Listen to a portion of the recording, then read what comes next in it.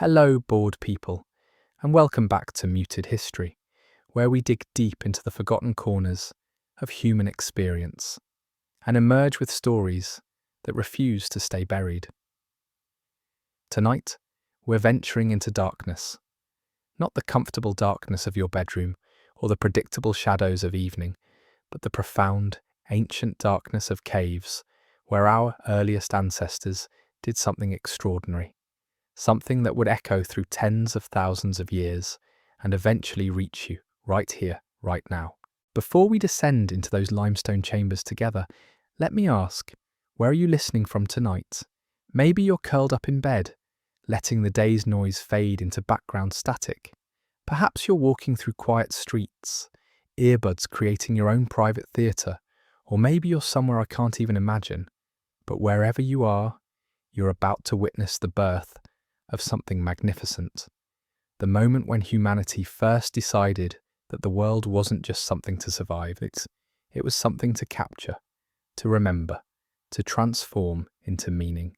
If you find yourself drawn to these forgotten voices from deep time, if you appreciate the way history whispers rather than shouts, I'd be grateful for a like or subscribe. It helps these stories find their way to other bored people who might need them. And trust me, this particular story about the world's first artists is one you'll want to follow all the way through. Now picture this, 40,000 years ago, somewhere in what we now call France, a human being held something in their hand. Not a weapon, not a tool for survival, but something else entirely. A piece of ochre, iron-rich earth that stained fingers red. They stood at the mouth of a cave, firelight flickering behind them, and made a decision that would change everything. They decided to leave a mark. That mark, that first intentional stroke of pigment on stone, represents one of the most profound leaps in human consciousness. It was the moment we stopped simply existing in the world and started creating meaning from it. But here's what makes it even more extraordinary. We didn't do it once and move on. We kept doing it, cave after cave, generation after generation, for thousands upon thousands of years. The story of cave art isn't just about pretty pictures on walls, it's about the emergence of the human mind as we know it today. It's about the birth of imagination, symbolism, and the desperate, beautiful human need to say, I was here, in a way that would outlast flesh and bone. Let's start in the Dordogne region of southwestern France, in a cave called Lascaux. When 4 teenagers stumbled into this underground gallery in 1940, they discovered something that would rewrite our understanding of prehistoric humanity. The walls exploded with life, horses galloping across stone, bulls charging through painted space, deer leaping with anatomical precision that would make Renaissance masters weep with envy. But Lascaux wasn't created yesterday, or even 1,000 years ago. These paintings are approximately 17,000 years old. Think about that for a moment. When these images were fresh, when the pigments were still wet on the cave walls, the last ice age was grinding toward its end. Woolly mammoths still roamed the earth. The ancestors of every civilization you can name were still nomadic hunters, following herds across endless steppes. And yet, in the flickering light of animal fat lamps, multiple someone, spent countless hours creating art that moves us to tears today. The technical skill alone is staggering. These weren't crude stick figures scratched by primitive minds. The artists of Lascaux understood perspective, movement, proportion. They used the natural contours of the cave walls to give their animals 3-dimensional form. A bull painted across a bulge in the rock seems to emerge from the stone itself, breathing with ancient life. But here's where it gets even more remarkable. Lascaux isn't unique. It's part of a vast underground art gallery that stretches across Europe and beyond.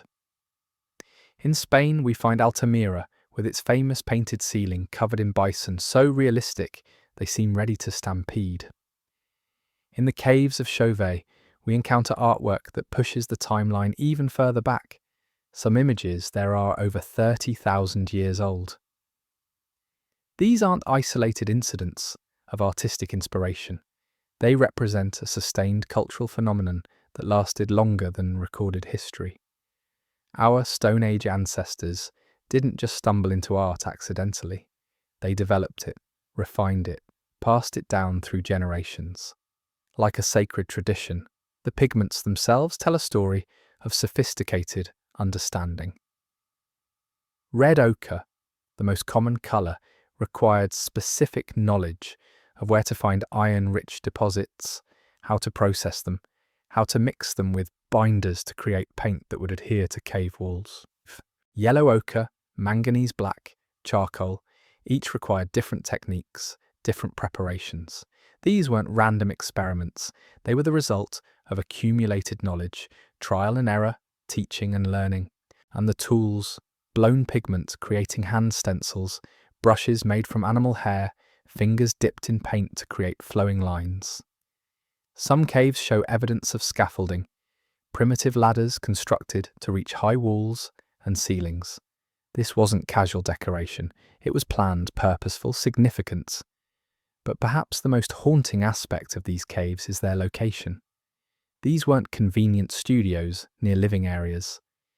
Many of the most spectacular paintings are found deep underground in chambers that required dangerous journeys, through narrow passages, across underground rivers, into spaces where a single mistake could mean death. Why? Why risk everything to paint in the dark? The answer might lie in the nature of the caves themselves.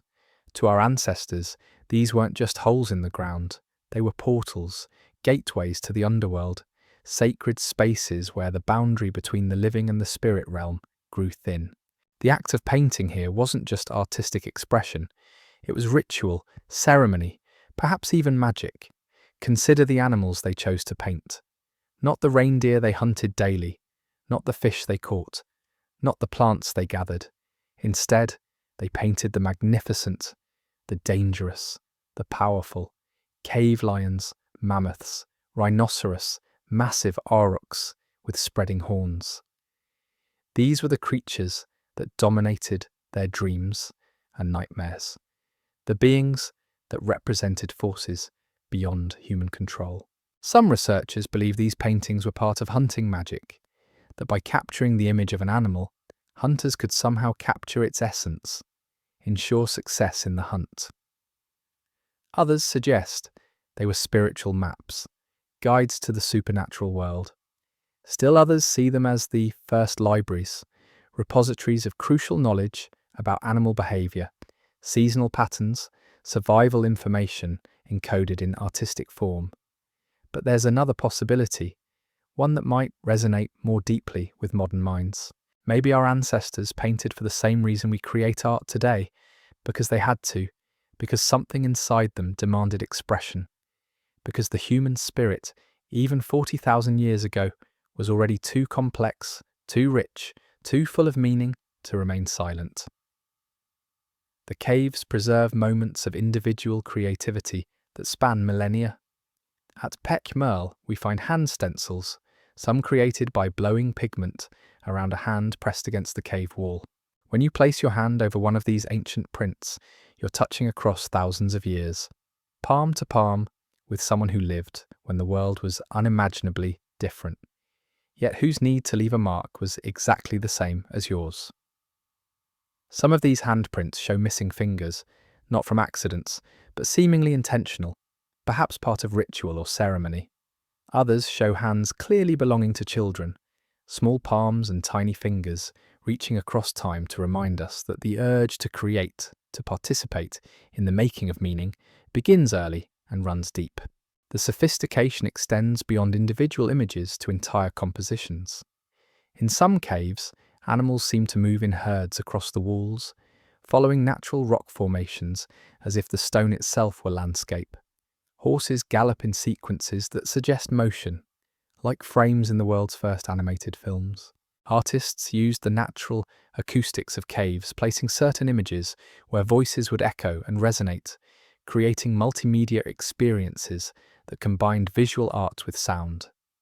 And then there are the mysteries that still baffle us today.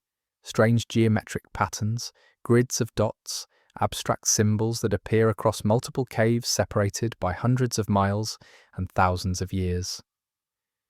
Were these early forms of writing, maps of territory or sky, counting systems, religious symbols? We may never know, but their very existence suggests that our ancestors were grappling with concepts far more abstract than mere survival. The people who created these masterpieces lived in small nomadic groups, following seasonal migrations of animals constantly moving to survive. They had no permanent settlements, no written language, no metal tools. Everything they owned had to be portable. And yet, they found time and energy to create art that required enormous investment of resources and labour. This tells us something profound about human nature. Even at the very edge of survival, even when every calorie mattered and every day brought new dangers, our ancestors made room for beauty, for meaning, for the non-essential things that somehow became the most essential of all. The caves also reveal something about community. Many of these paintings required multiple people working together, some holding lights, others mixing pigments, still others doing the actual painting. This was collaborative effort, shared vision, collective creation. Art wasn't the province of isolated geniuses, but a community activity that bound people together in common purpose. As we venture deeper into this story, we'll explore how these first artists saw their world, what drove them to create, and how their legacy shaped every piece of art that followed. We'll examine the techniques they developed, the meanings they encoded, and the profound questions their work raises about consciousness, creativity, and what it truly means to be human. Because ultimately, these cave paintings aren't just artifacts from the past, they're mirrors, reflecting back to us our own deepest nature, the part of us that needs to create, to express, to leave something beautiful behind. In the darkness of those ancient caves, by the light of flickering flames, our species discovered not just how to make art, but why we needed to make it at all. The artists of these caves weren't just painting animals they saw every day. They were selecting, choosing, making deliberate decisions about which creatures deserved immortality on stone. And the choices they made reveal something extraordinary about how they saw the world. Look at the patterns across dozens of caves spanning thousands of years. Horses appear again and again, their flowing manes captured mid-gallop, muscles rippling beneath painted hide. But these weren't the small, sturdy horses our ancestors actually rode or hunted. These were idealized horses, perfect horses, horses that existed more in imagination than in the grasslands outside. The same is true for the massive aurochs that dominate so many cave walls. These weren't just cattle, they were the ancestors of all domestic cattle, standing 6 feet tall at the shoulder, with horns that could span 8 feet across. When a Paleolithic artist painted one of these creatures, they weren't documenting livestock, they were capturing raw power, untamed force, the kind of animal that could kill you with a casual swing of its head. And then there are the predators, cave lions prowling across stone surfaces, their bodies elongated and sinuous, eyes that seem to track your movement, even in the darkness. These weren't the lions our ancestors necessarily encountered daily. Cave lions were actually larger than modern lions, more bear-like, creatures that ruled the Ice Age landscape with absolute authority. But here's what's fascinating. These dangerous animals weren't painted as threats. There's no fear in these images, no defensive postures or scenes of attack. Instead, there's something almost reverential about them, as if the artists were trying to capture not just their physical form, but their essential spirit, their place in the cosmic order. The technique required to create these images was far more sophisticated than most people realize. These weren't quick sketches dashed off during a spare moment. Creating a single large animal could take weeks of work, requiring teams of people with specialized roles. First, someone had to prepare the cave wall itself. Natural rock surfaces are rarely smooth or clean. They had to be scraped, sometimes carved, prepared to receive pigment. The artists understood that different types of rock held paint differently. Limestone absorbed it, while harder stones required different approaches. Then came the pigments themselves.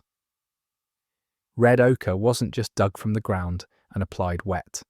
It had to be heated to change its colour properties, ground to specific consistencies, mixed with binders, animal fat, plant juices, even urine, to create paint that would flow properly and adhere permanently.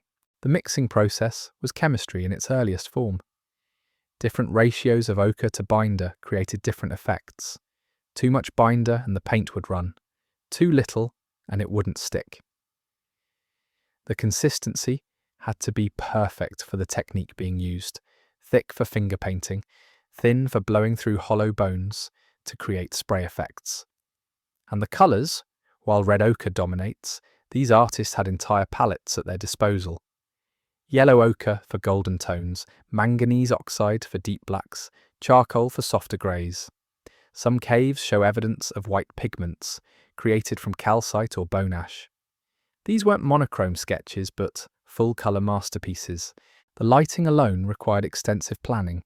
Animal fat lamps, carefully crafted from stone bowls with fibre wicks, provided the only illumination in these underground galleries.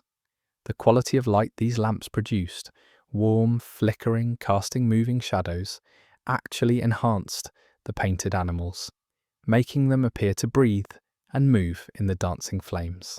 But perhaps most remarkably, these artists understood perspective and three-dimensional space in ways that wouldn't be formally codified in art theory for tens of thousands of years. They used the natural contours of cave walls to give their animals volume and depth. A horse painted across a jutting piece of rock appears to emerge from the stone itself. A bison, following the curve of the ceiling, seems to move through space as you walk beneath it. Some of the most sophisticated examples show animals in three-quarter view, with proper foreshortening of limbs, accurate proportions that demonstrate deep understanding of anatomy. These weren't people guessing at what animals looked like. They were people who knew those creatures intimately, who had watched them move, studied their behaviour, understood their essence. The positioning of images within caves also reveals careful planning.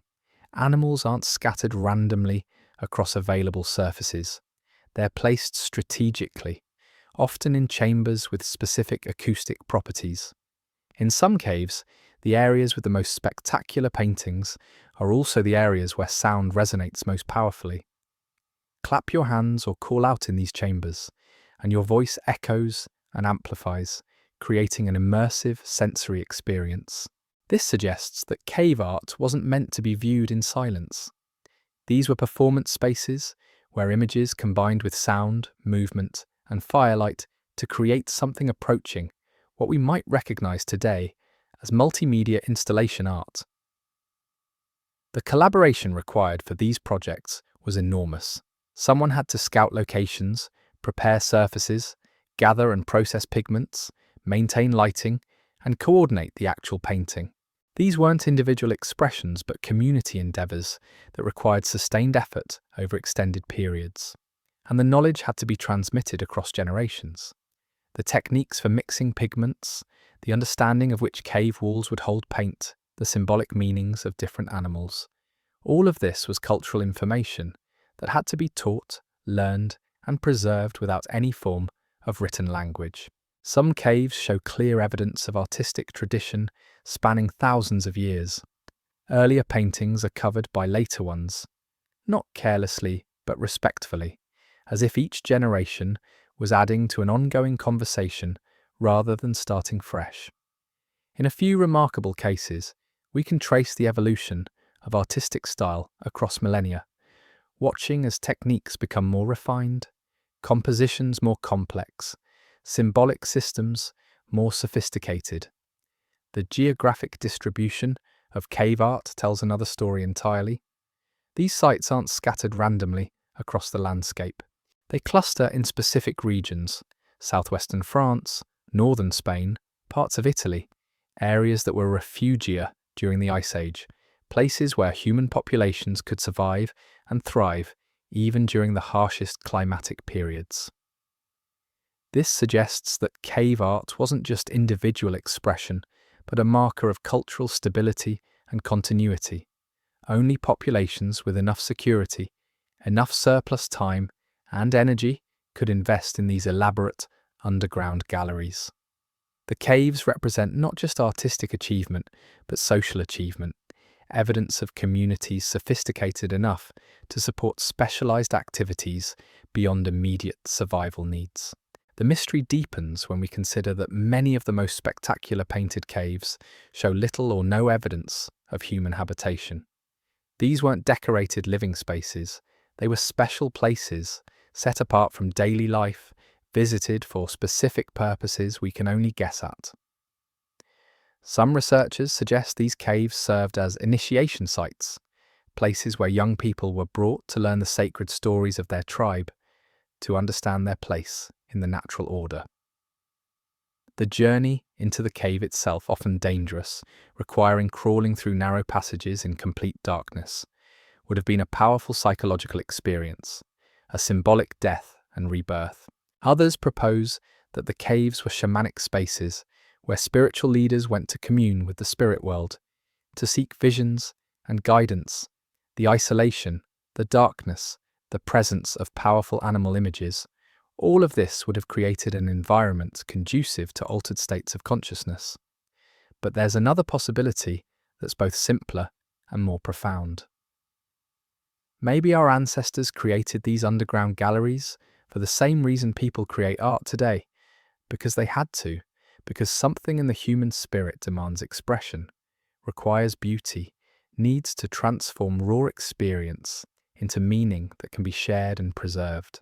The caves preserve individual moments of creativity that span millennia, each handprint a signature, each painted animal a voice calling across impossible distances of time.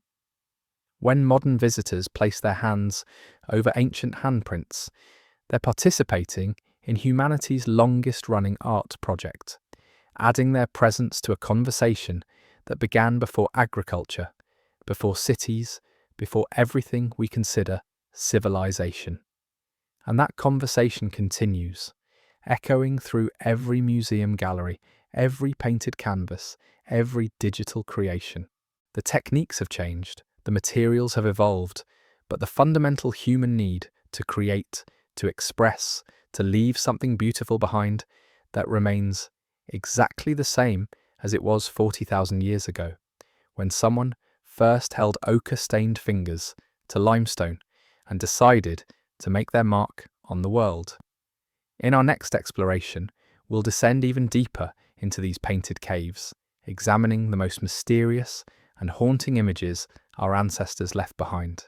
The strange symbols, the impossible creatures, and the profound questions they raise about consciousness, meaning, and what it truly means to be human in a vast and often hostile universe. The deepest chambers of these ancient caves hold secrets that challenge everything we thought we knew about the prehistoric mind. As we venture further into the darkness, guided only by the memory of flickering flames that lit these spaces tens of thousands of years ago, we encounter images that defy easy explanation. These aren't just pictures of the familiar world outside. They're glimpses into realms of imagination, spirituality, and abstract thought that suggest our ancestors were grappling with concepts far more complex than mere survival. In the deepest recesses of Chauvet Cave, beyond the magnificent horses and charging rhinoceros, you'll find something that stops archaeologists in their tracks, a creature that shouldn't exist. The body of a bison, powerful and muscular, rendered with perfect anatomical precision. But instead of a bison's head, this painted being sports the face and mane of a lion. It's a chimera, a hybrid creature born not from observation, but from imagination. This isn't an accident or artistic mistake. The skill required to paint the bison's body proves the artist knew exactly what they were doing. This was intentional creation of something that had never walked the earth, something that existed only in the realm of mind and meaning. 35,000 years ago, humans were already creating mythological beings, combining the known world with the power of pure imagination. These hybrid creatures appear across multiple caves, separated by hundreds of miles and thousands of years. A human figure with a bird's head at Lascaux. Beings that are part horse, part human, scattered across various sites. These weren't random experiments, but part of a consistent symbolic language that our ancestors shared across vast distances and time spans. But perhaps even stranger are the geometric symbols that appear alongside the animals. Dots arranged in careful patterns, lines that intersect in precise grids, shapes that look almost like abstract art, completely divorced from any representation of the physical world. These marks appear in over 30 different caves, suggesting they carried meaning that transcended local traditions. Some of these symbols seem to represent counting systems, series of marks that correspond to lunar cycles, seasonal changes, migration patterns of animals.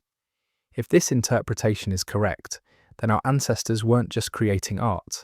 They were developing some of humanity's first abstract record-keeping systems, encoding crucial survival information in symbolic form. Other geometric patterns remain completely mysterious. Circles within circles, zigzag lines that snake across cave walls, grids of dots that seem to follow mathematical principles we can't decipher. These symbols suggest that prehistoric minds were capable of abstract thinking at levels we're only beginning to appreciate. The placement of these mysterious symbols is as puzzling as the symbols themselves. They often appear in the most difficult-to-reach areas of caves, places that require dangerous journeys through underwater passages or climbs up sheer rock faces. Whatever these symbols meant, they were important enough to risk life and limb to create and preserve. Some of the most haunting images are the ones that seem to peer directly into human consciousness. In several caves, you'll find what archaeologists call composite figures, beings that shift and change depending on how you look at them. A series of lines that might be a mammoth's trunk from one angle becomes a human arm from another. A collection of dots that forms a horse's mane when viewed from below transforms into a human face when seen from above. These optical illusions suggest that cave artists understood the subjective nature of perception, that they were playing with the relationship between observer and observed in ways that wouldn't be formally explored in art theory for tens of thousands of years. They were creating images that required active participation from the viewer, that changed based on perspective and interpretation. The psychological impact of encountering these images in their original context cannot be overstated. Modern visitors to painted caves, even with electric lighting and guided tours, report profound emotional responses. Imagine experiencing these same images by flickering lamplight after hours of dangerous travel through underground passages in the company of people who believed these caves were gateways to the spirit world. The acoustic properties of many painted chambers add another layer of mystery. Sound behaves strangely in these spaces. Voices echo and distort, creating effects that would have seemed supernatural to prehistoric visitors. Some caves have been mapped acoustically, revealing that the areas with the most spectacular paintings are also the areas where sound resonates most powerfully. This suggests that cave art was never meant to be experienced in silence. These were performance spaces where visual images combined with sound, movement, and dramatic lighting to create immersive experiences that engaged all the senses. The paintings were props in elaborate rituals whose exact nature we may never fully understand. Recent discoveries have pushed our understanding even further into the realm of the mysterious. In some caves, researchers have found evidence of deliberate manipulation of natural cave formations. Stalactites carved to resemble animal forms. Rock formations shaped to create specific visual effects when lit from certain angles. Our ancestors weren't just painting on cave walls, they were sculpting entire underground environments. The most recent techniques in archaeological investigation have revealed hidden layers of meaning in cave art that were invisible to earlier researchers. Ultraviolet photography shows paintings beneath paintings, revealing that many caves were used continuously over thousands of years, with each generation adding to and modifying the work of their predecessors. Some images appear to have been deliberately obscured or painted over, suggesting that certain symbols or figures became taboo or dangerous over time. Other paintings show clear evidence of maintenance and restoration, indicating that these caves were revisited regularly to preserve and renew the artwork. The sophistication of some recently discovered techniques is staggering. In several caves, artists used the natural moisture of cave walls to create paint that would change colour as it dried, producing graduated effects that shifted from deep red to pale pink over the course of hours or days. They understood chemistry in ways that wouldn't be formally codified for millennia. Even more remarkably, some caves show evidence of deliberate landscape modification outside their entrances. Rocks moved to create specific sightlines, trees planted or cleared to frame the cave mouth in particular ways. Our ancestors weren't just decorating underground spaces, they were designing entire sacred landscapes. The tools recovered from these sites tell their own story of sophisticated artistic culture. Palettes made from flat stones, with separate areas for mixing different colours. Brushes crafted from animal hair, each designed for specific techniques. Blowpipes made from hollow bird bones, used to spray pigment for creating hand stencils and background effects. Some caves have yielded what can only be described as prehistoric art studios, areas where pigments were prepared, tools were manufactured, and artistic techniques were taught and practiced. These weren't casual hobby spaces, but serious workshops where specialized knowledge was transmitted from master to apprentice across generations. The evidence suggests that by 30,000 years ago, some human communities had developed specialist artist classes, individuals whose primary role was the creation and maintenance of cave art. These weren't hunters or gatherers who painted in their spare time, but people whose full-time occupation was the production of symbolic meaning. This level of specialization indicates social complexity that archaeologists are only beginning to appreciate. Communities that could support full-time artists were communities with sophisticated economic systems, surplus production, and complex social hierarchies. Cave art wasn't just artistic expression, it was evidence of advanced civilization emerging from the depths of the Ice Age. The geographic distribution of cave art also reveals surprising patterns. While the most famous sites cluster in southwestern France and northern Spain, painted caves have been discovered across Europe, Asia, and even in remote corners of the world where they were previously thought impossible.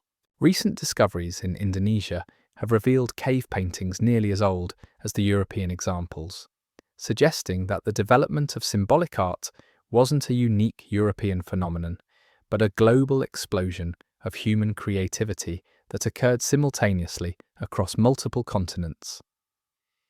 This raises profound questions about the nature of human consciousness and whether the capacity for symbolic thought emerged independently in different populations or spread rapidly through early human networks. The preservation of these ancient artworks presents ongoing challenges and opportunities. Climate change, tourism, and natural decay threaten many sites, while new technologies offer unprecedented opportunities to study and document cave art in ways that previous generations of researchers could never have imagined. Digital mapping techniques can now create perfect three-dimensional records of entire cave systems, preserving not just the images themselves, but their spatial relationships, their acoustic properties, and their environmental context. Virtual reality technology allows people around the world to experience these sacred spaces without risking damage to the originals. But perhaps the most important preservation effort is the ongoing work to understand what these images meant to their creators. Each new discovery, each fresh interpretation, each technological advance that reveals previously hidden details adds another piece to the vast puzzle of prehistoric consciousness. The questions raised by cave art extend far beyond archaeology into philosophy, psychology, and the fundamental nature of human experience. What drove our ancestors to risk everything to create beauty in the darkness? What did these images mean to people whose entire existence revolved around survival in a harsh and unpredictable world? The answers may lie not in the specific symbols or techniques, but in the act of creation itself. Perhaps the most profound message of cave art is simply this: that 40,000 years ago, humans had already discovered that survival wasn't enough. They needed meaning, beauty, transcendence. They needed to transform raw experience into something that could be shared, preserved, and passed down through generations. In the deepest chambers of these ancient caves, surrounded by images that have outlasted empires and civilizations, we encounter our own reflection. The hands that mixed ochre with animal fat were our hands. The minds that conceived impossible creatures and abstract symbols were our minds. The need to create, to express, to leave something beautiful behind, that need burns in us still, as bright and urgent as it was when the first artist held a torch to limestone and decided to make their mark on eternity. As we prepare to emerge from these painted depths, we carry with us questions that may never be fully answered, but continue to shape how we understand ourselves.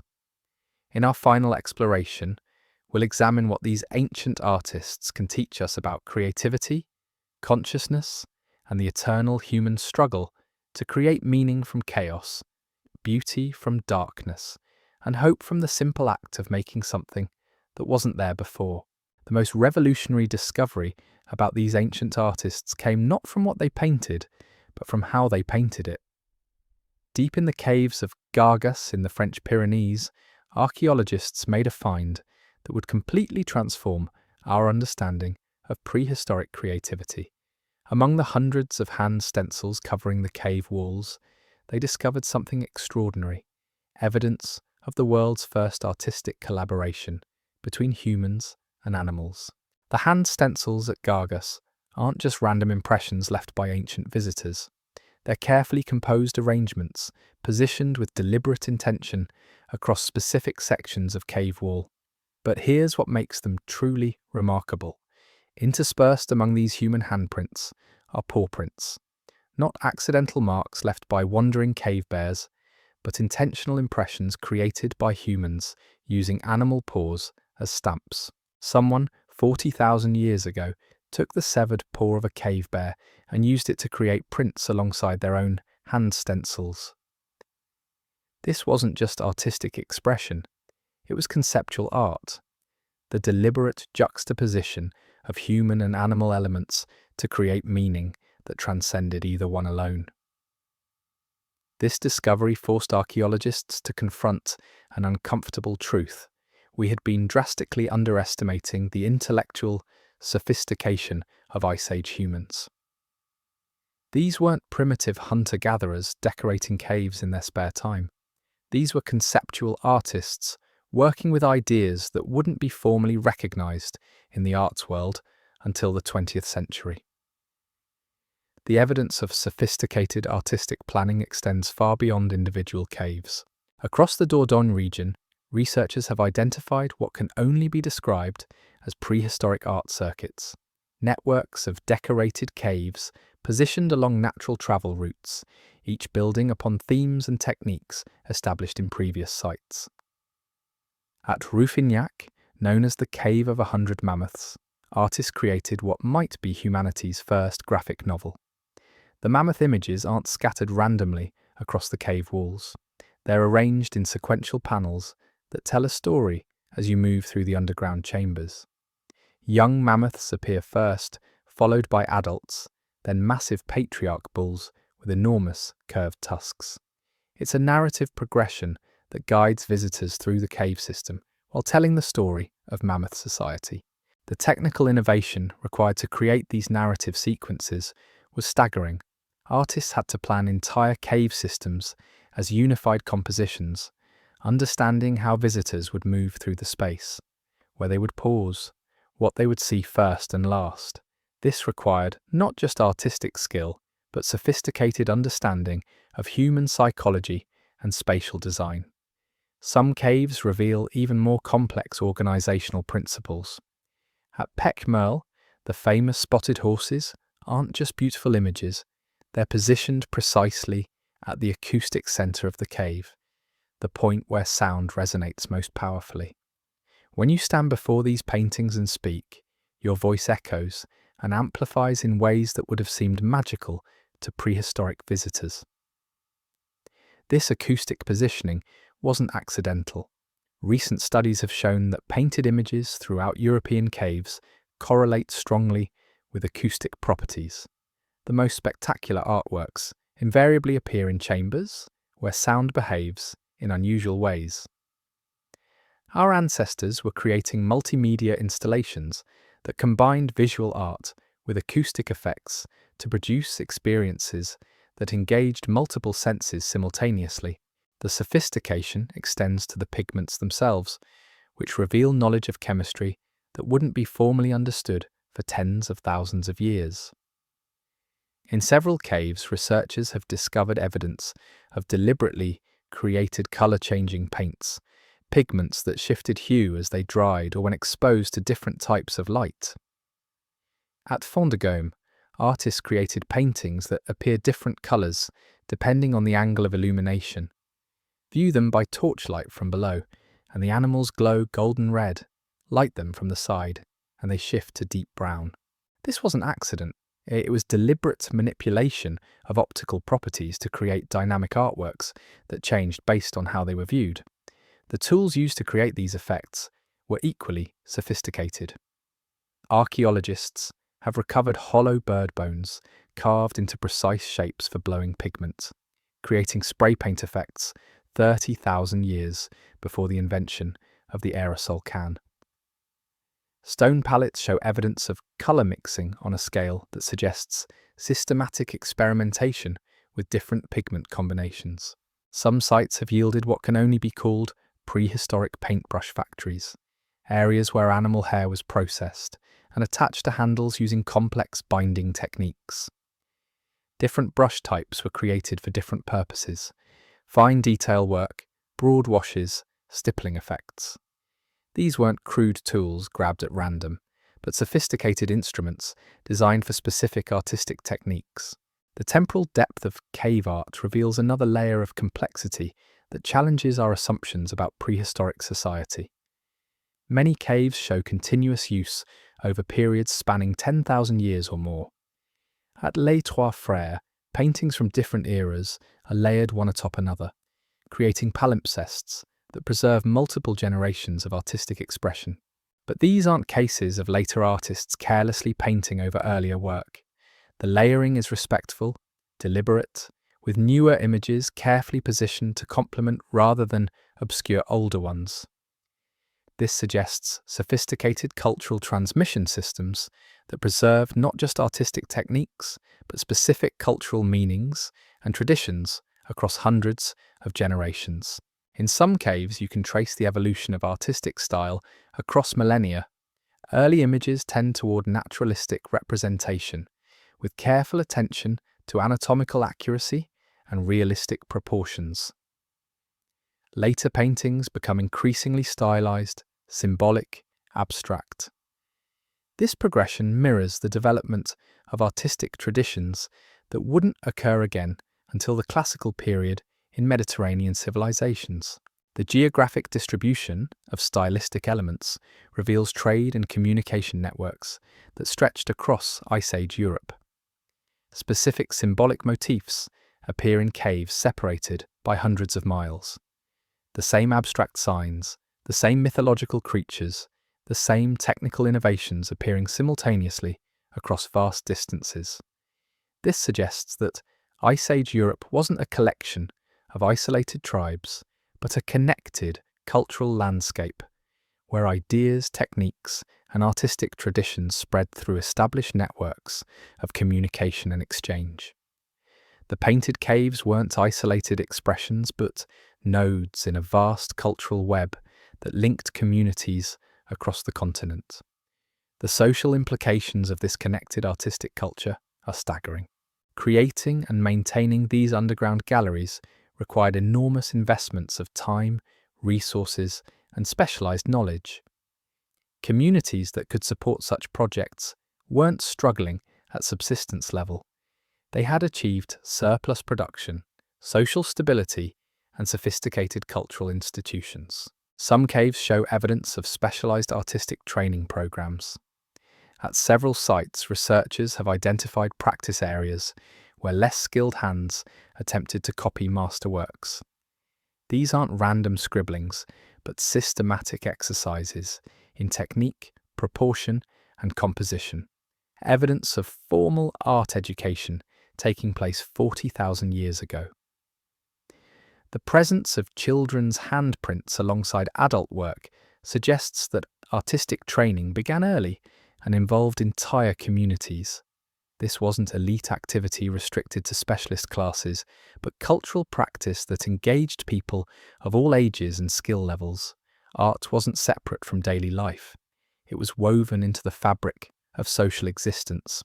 Recent discoveries have revealed that cave art extended far beyond painting into sculpture, architecture, and landscape modification. At several sites, natural cave formations were carved and shaped to create specific visual effects. Stalactites were modified to resemble animal forms when viewed from particular angles. Cave entrances were altered to frame interior spaces in specific ways. Some caves show evidence of deliberate acoustic modification. Walls carved to enhance sound reflection, chambers shaped to create specific echo effects. Our ancestors weren't just decorating natural spaces, they were redesigning them to serve artistic and ceremonial purposes. The most recent technological advances in cave art research have revealed hidden dimensions that were completely invisible to earlier investigators. Multispectral imaging can detect pigments that have faded beyond human vision, revealing painted elements that disappeared centuries ago. Ground-penetrating radar has located sealed chambers containing artwork that hasn't been seen since the Ice Age ended. These new techniques are rewriting the catalogue of cave art almost daily. Sites that were thought to contain only a few simple images are revealing vast galleries of complex artwork. Caves that showed no signs of human decoration are yielding hidden masterpieces painted with pigments invisible to the naked eye. Perhaps most remarkably, these advanced imaging techniques have revealed that many cave paintings were designed to be viewed under specific lighting conditions. Some images only become fully visible when illuminated by flames of particular intensity and colour. Others require multiple light sources positioned at precise angles to reveal their complete composition. This suggests that cave art wasn't just visual decoration, but carefully choreographed theatrical experience. The paintings were props in elaborate performances that combined firelight, shadow, sound, and movement to create immersive ceremonial experiences whose exact nature we can only imagine. The preservation challenges facing cave art are unprecedented in their urgency and complexity. Climate change is altering the delicate environmental conditions that have protected these sites for millennia. Rising humidity levels threaten paintings that have survived 40,000 years of natural changes. Increased tourism brings crowds that alter cave atmospheres in ways that damage ancient pigments. But the same technologies that reveal new dimensions of cave art also offer hope for preservation. Digital documentation techniques can now create perfect records of cave art that preserve not just visual information, but spatial relationships, acoustic properties, and environmental context. These digital archives ensure that even if original sites are lost, their cultural information will survive. Virtual reality reconstruction allows people around the world to experience painted caves without risking damage to originals. These virtual environments aren't just static reproductions, but interactive experiences that let users explore caves as their creators intended, by torchlight, with appropriate acoustic effects, following the original paths through underground chambers. The questions raised by cave art extend far beyond archaeology into fundamental issues of human nature and consciousness. What drove our ancestors to create beauty in places where only they would see it? What did these underground galleries mean to people whose entire existence revolved around survival in harsh environments? The answers may lie not in specific interpretations of individual images, but in the act of creation itself.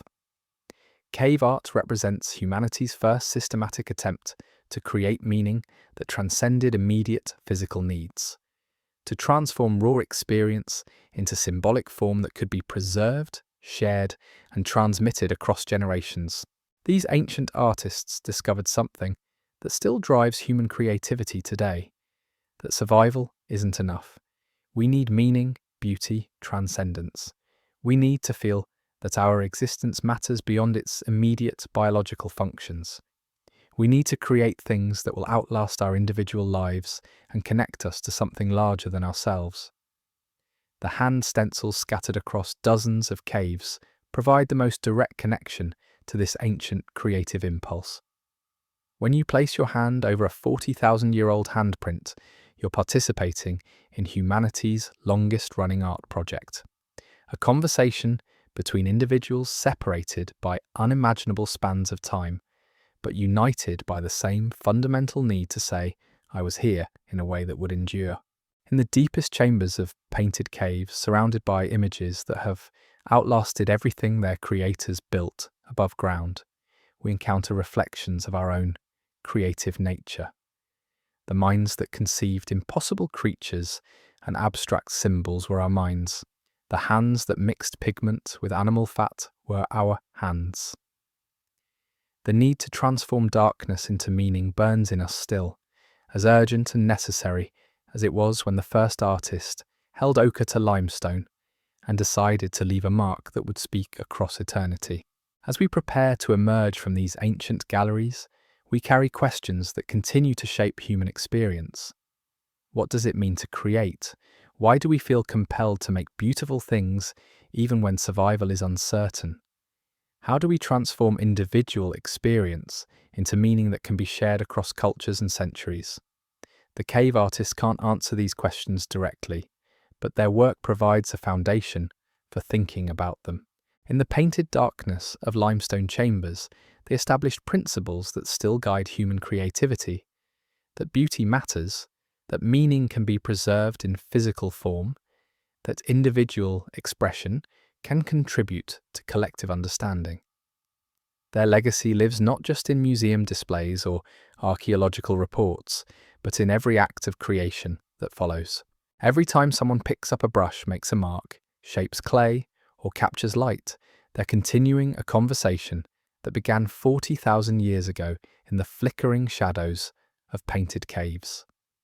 The world's first artists didn't just decorate stone walls, they discovered that humans need more than food and shelter to truly live. They need beauty, meaning, transcendence. They need to feel connected to something larger than their individual existence. They need to create things that will outlast their physical bodies and speak to future generations in ways that pure survival never could. That recognition sparked a revolution in how we understand prehistoric consciousness. Because embedded within these painted chambers lies evidence of humanity's first philosophical breakthrough, the realization that experience could be separated from reality, that the world existed not just as something to endure, but as something to interpret. Consider the enigmatic figures scattered throughout European caves, beings that exist nowhere in nature, yet feel more real than life itself. The sorcerer of Trois Frères, with his human body, deer antlers, and owl eyes, gazing down from the cave wall with an expression that suggests knowledge beyond ordinary understanding. This isn't confusion or primitive thinking. This is sophisticated symbolic reasoning, the ability to combine elements from different realms of experience to create new categories of meaning. The psychological sophistication required to conceive such figures challenges everything we thought we knew about Ice Age mentality. These artists weren't just recording the world they saw, they were reimagining it, creating alternative realities that existed purely in the realm of consciousness. They were the first humans to understand that mind could transcend the limitations of physical experience. But perhaps the most profound evidence of advanced prehistoric consciousness lies not in what these artists painted, but in what they chose not to paint. Despite living in constant proximity to death, from predators, from starvation, from the countless dangers of Ice Age existence, cave art contains virtually no images of violence, suffering, or mortality. This wasn't because death was absent from their experience, it was because they made a deliberate choice to focus on something else entirely. What they chose to preserve was life in its most essential forms. Animals in motion, pregnant with energy and possibility, hands reaching across time to touch future generations. Abstract symbols that encoded knowledge too complex for simple representation. These weren't people overwhelmed by their harsh circumstances. These were people who had developed sophisticated strategies for finding meaning and beauty even in the face of constant uncertainty. The temporal investment required for cave art reveals another dimension of prehistoric consciousness that we're only beginning to appreciate. Some painted chambers required years of work to complete.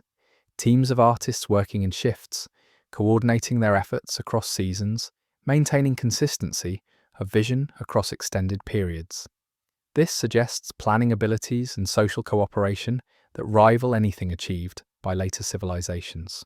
At Altamira, researchers have identified evidence of artistic projects that spanned multiple generations. Early phases show rough outlines and basic color application.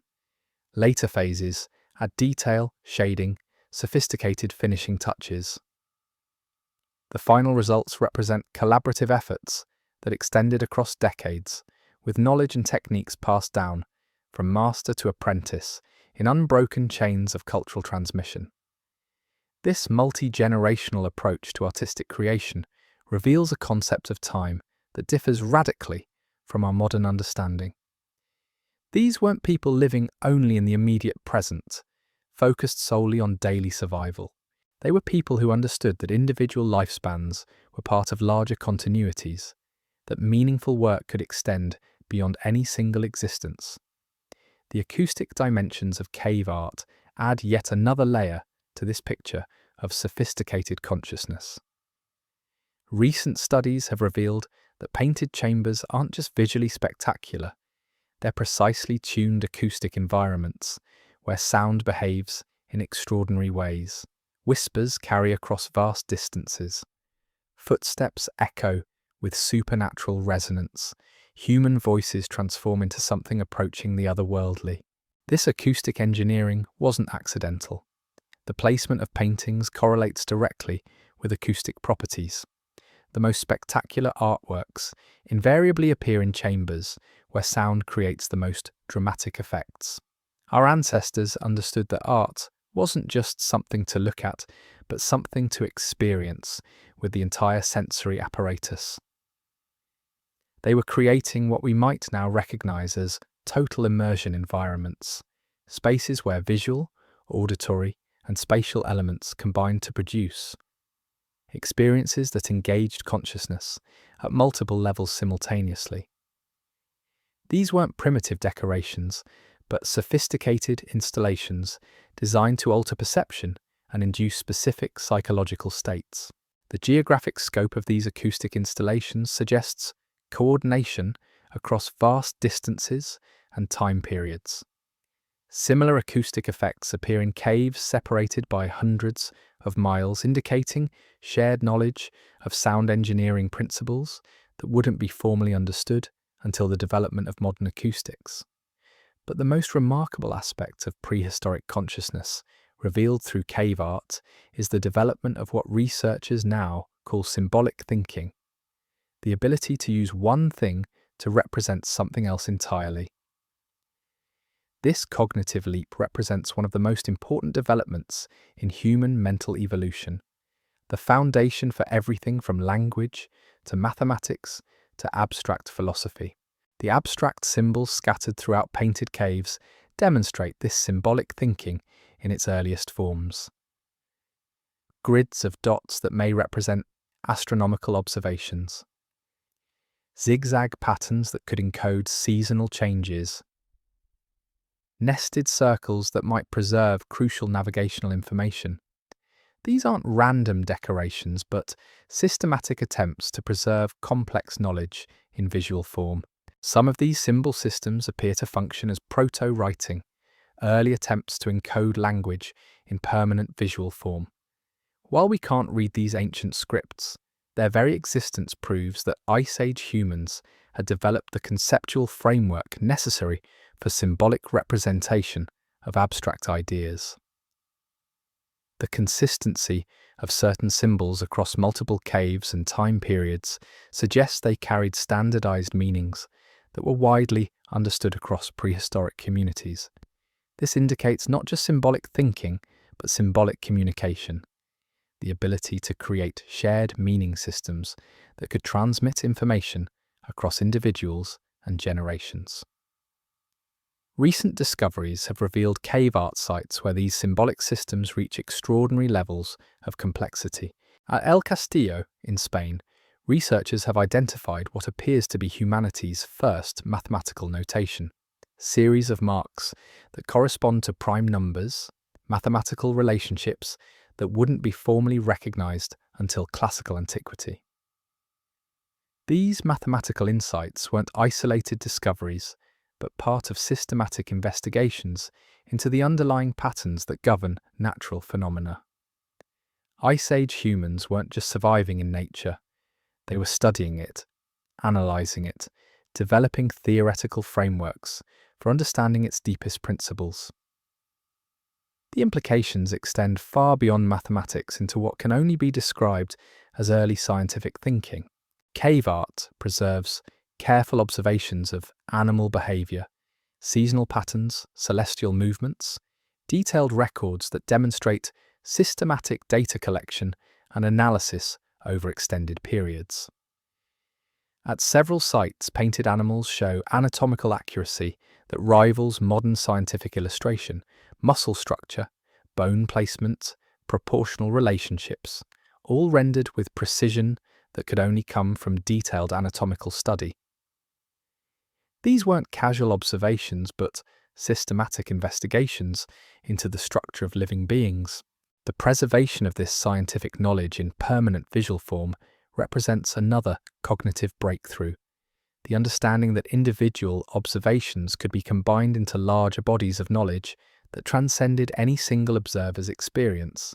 Cave art wasn't just artistic expression, but humanity's first attempt at creating permanent libraries of accumulated knowledge.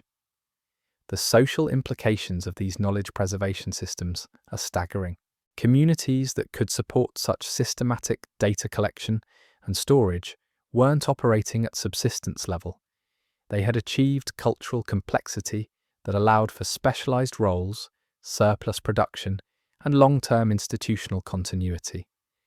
Some painted caves show evidence of what can only be described as prehistoric universities, sites where knowledge was not just preserved, but actively taught and transmitted. Practice areas where apprentices learned artistic techniques, symbol systems that appear to function as educational curricula, complex organizational structures that coordinated learning across multiple domains of knowledge. The discovery of these educational institutions forces us to completely reconsider the nature of Ice Age society.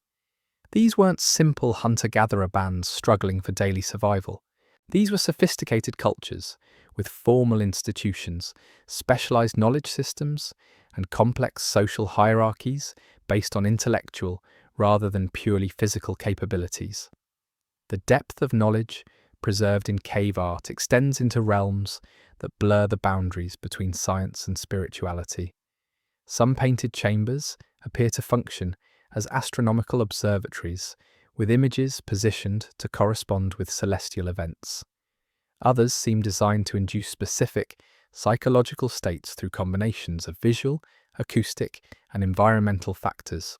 This integration of empirical observation with psychological manipulation suggests a worldview that didn't separate practical knowledge from spiritual understanding.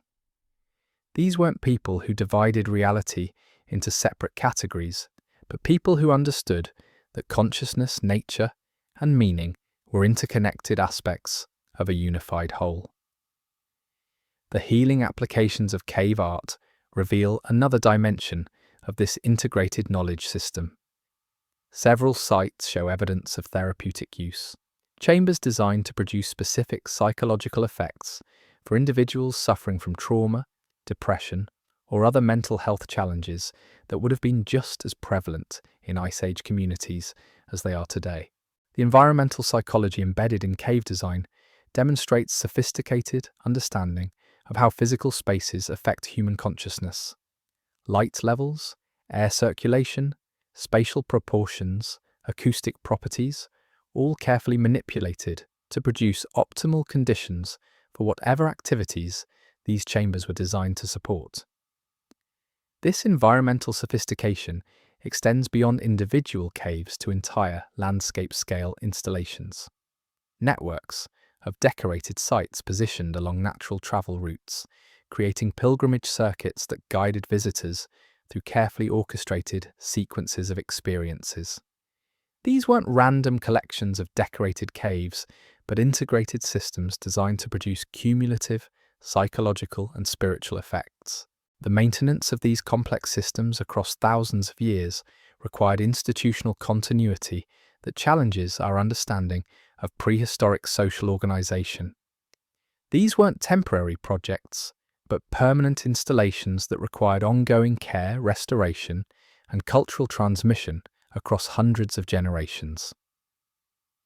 The evidence suggests that by 30,000 years ago, some human communities had developed cultural institutions sophisticated enough to preserve and transmit complex knowledge systems across geological timescales. This represents a form of social organization that wouldn't be achieved again until the development of formal civilizations thousands of years later. But perhaps the most profound insight revealed by cave art is something that can't be measured or quantified. The recognition that beauty itself is a form of knowledge. That aesthetic experience provides access to truths that can't be reached through purely analytical thinking.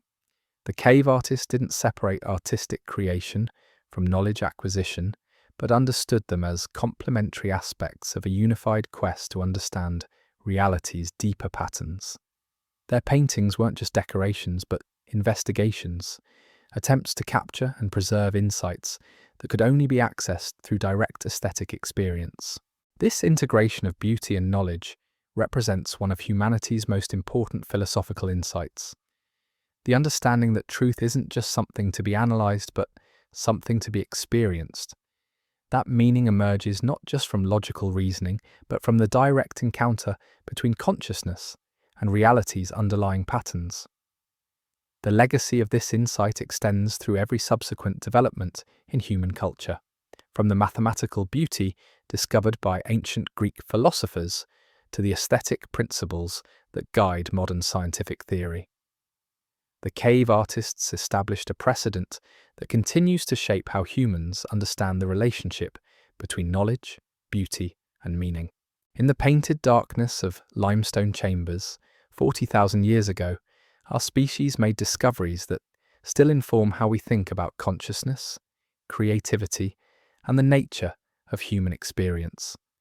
They learned that survival wasn't enough, that life required meaning, beauty, transcendence. They discovered that individual experience could be transformed into shared knowledge through the act of creative expression.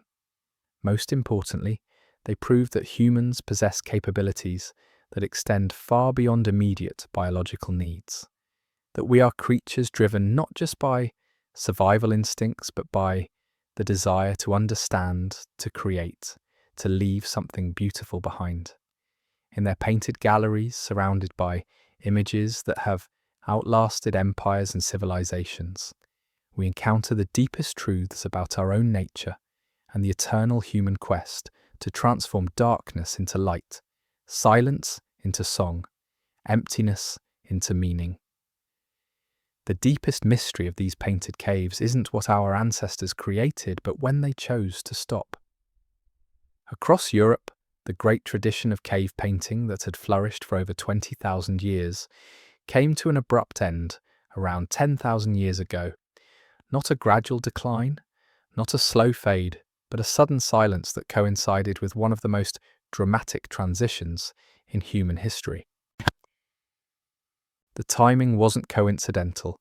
As the last ice age retreated and the world warmed, the massive herds that had sustained ice age hunters began to disperse. The woolly mammoths that dominated so many cave walls were disappearing into extinction.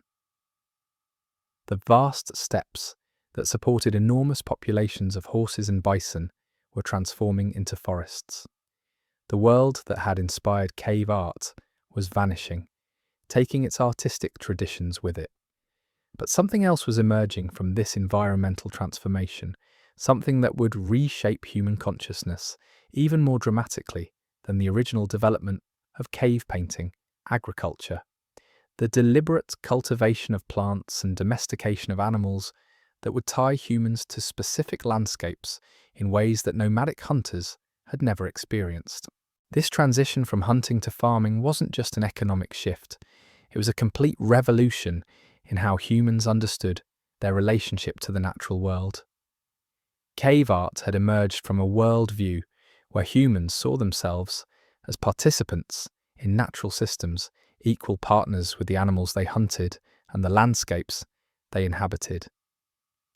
Agricultural societies developed different relationships with nature, relationships based on control, manipulation, and ownership, rather than participation and respect. The psychological implications of this shift can be traced through the final phases of cave art. The last paintings show subtle but significant changes in how animals are depicted. Earlier cave art portrayed animals as autonomous beings, powerful and free, rendered with respect that approached reverence. Later images increasingly show animals in relationship to humans, being hunted, controlled, dominated. At Göbekli Tepe in Turkey, we find what might be the bridge between these two worldviews. This massive stone temple complex, built over 11,000 years ago by people who were transitioning from hunting to farming, contains the last great flowering of Ice Age animal symbolism. Carved pillars show lions, foxes, wild boar, and birds rendered with the same reverence, found in painted caves, but organised into architectural compositions that suggest human mastery over natural forces. The builders of Göbekli Tepe were among the last humans to see animals as spiritual equals, worthy of monumental representation. Within a few centuries, agricultural societies would develop very different relationships with the natural world, relationships that rarely found expression in permanent art. This transformation reveals something profound about the relationship between consciousness and environment. Cave art emerged from a world where humans lived in intimate daily contact with wild animals, where survival depended on understanding animal behavior, migration patterns, and ecological relationships. The artistic focus on animals wasn't decorative choice but reflection of lived reality. Agricultural societies developed different priorities.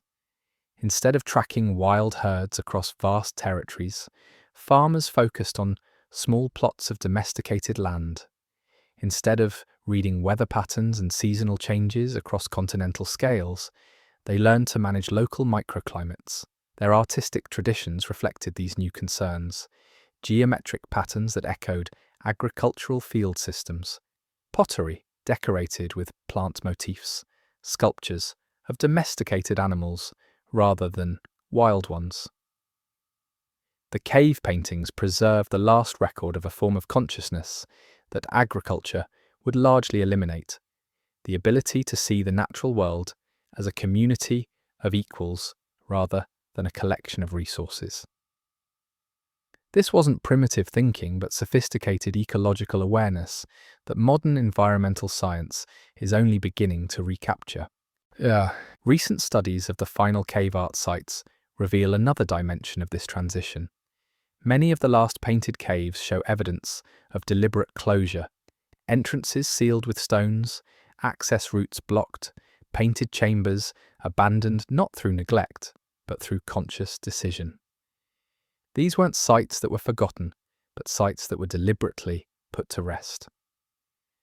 Some researchers interpret these closures as ritual acts, ceremonies marking the end of one way of life and the beginning of another.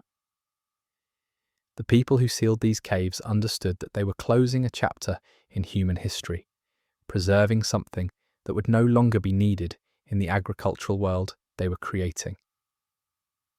The preservation was remarkably effective. By sealing cave entrances, our ancestors created time capsules that would protect their artistic legacy for 10,000 years. Without this deliberate preservation, most cave art would have been destroyed by natural processes long before modern archaeologists arrived to study it. This suggests that the transition to agriculture wasn't unconscious drift, but deliberate choice. The people who made this transition understood what they were giving up.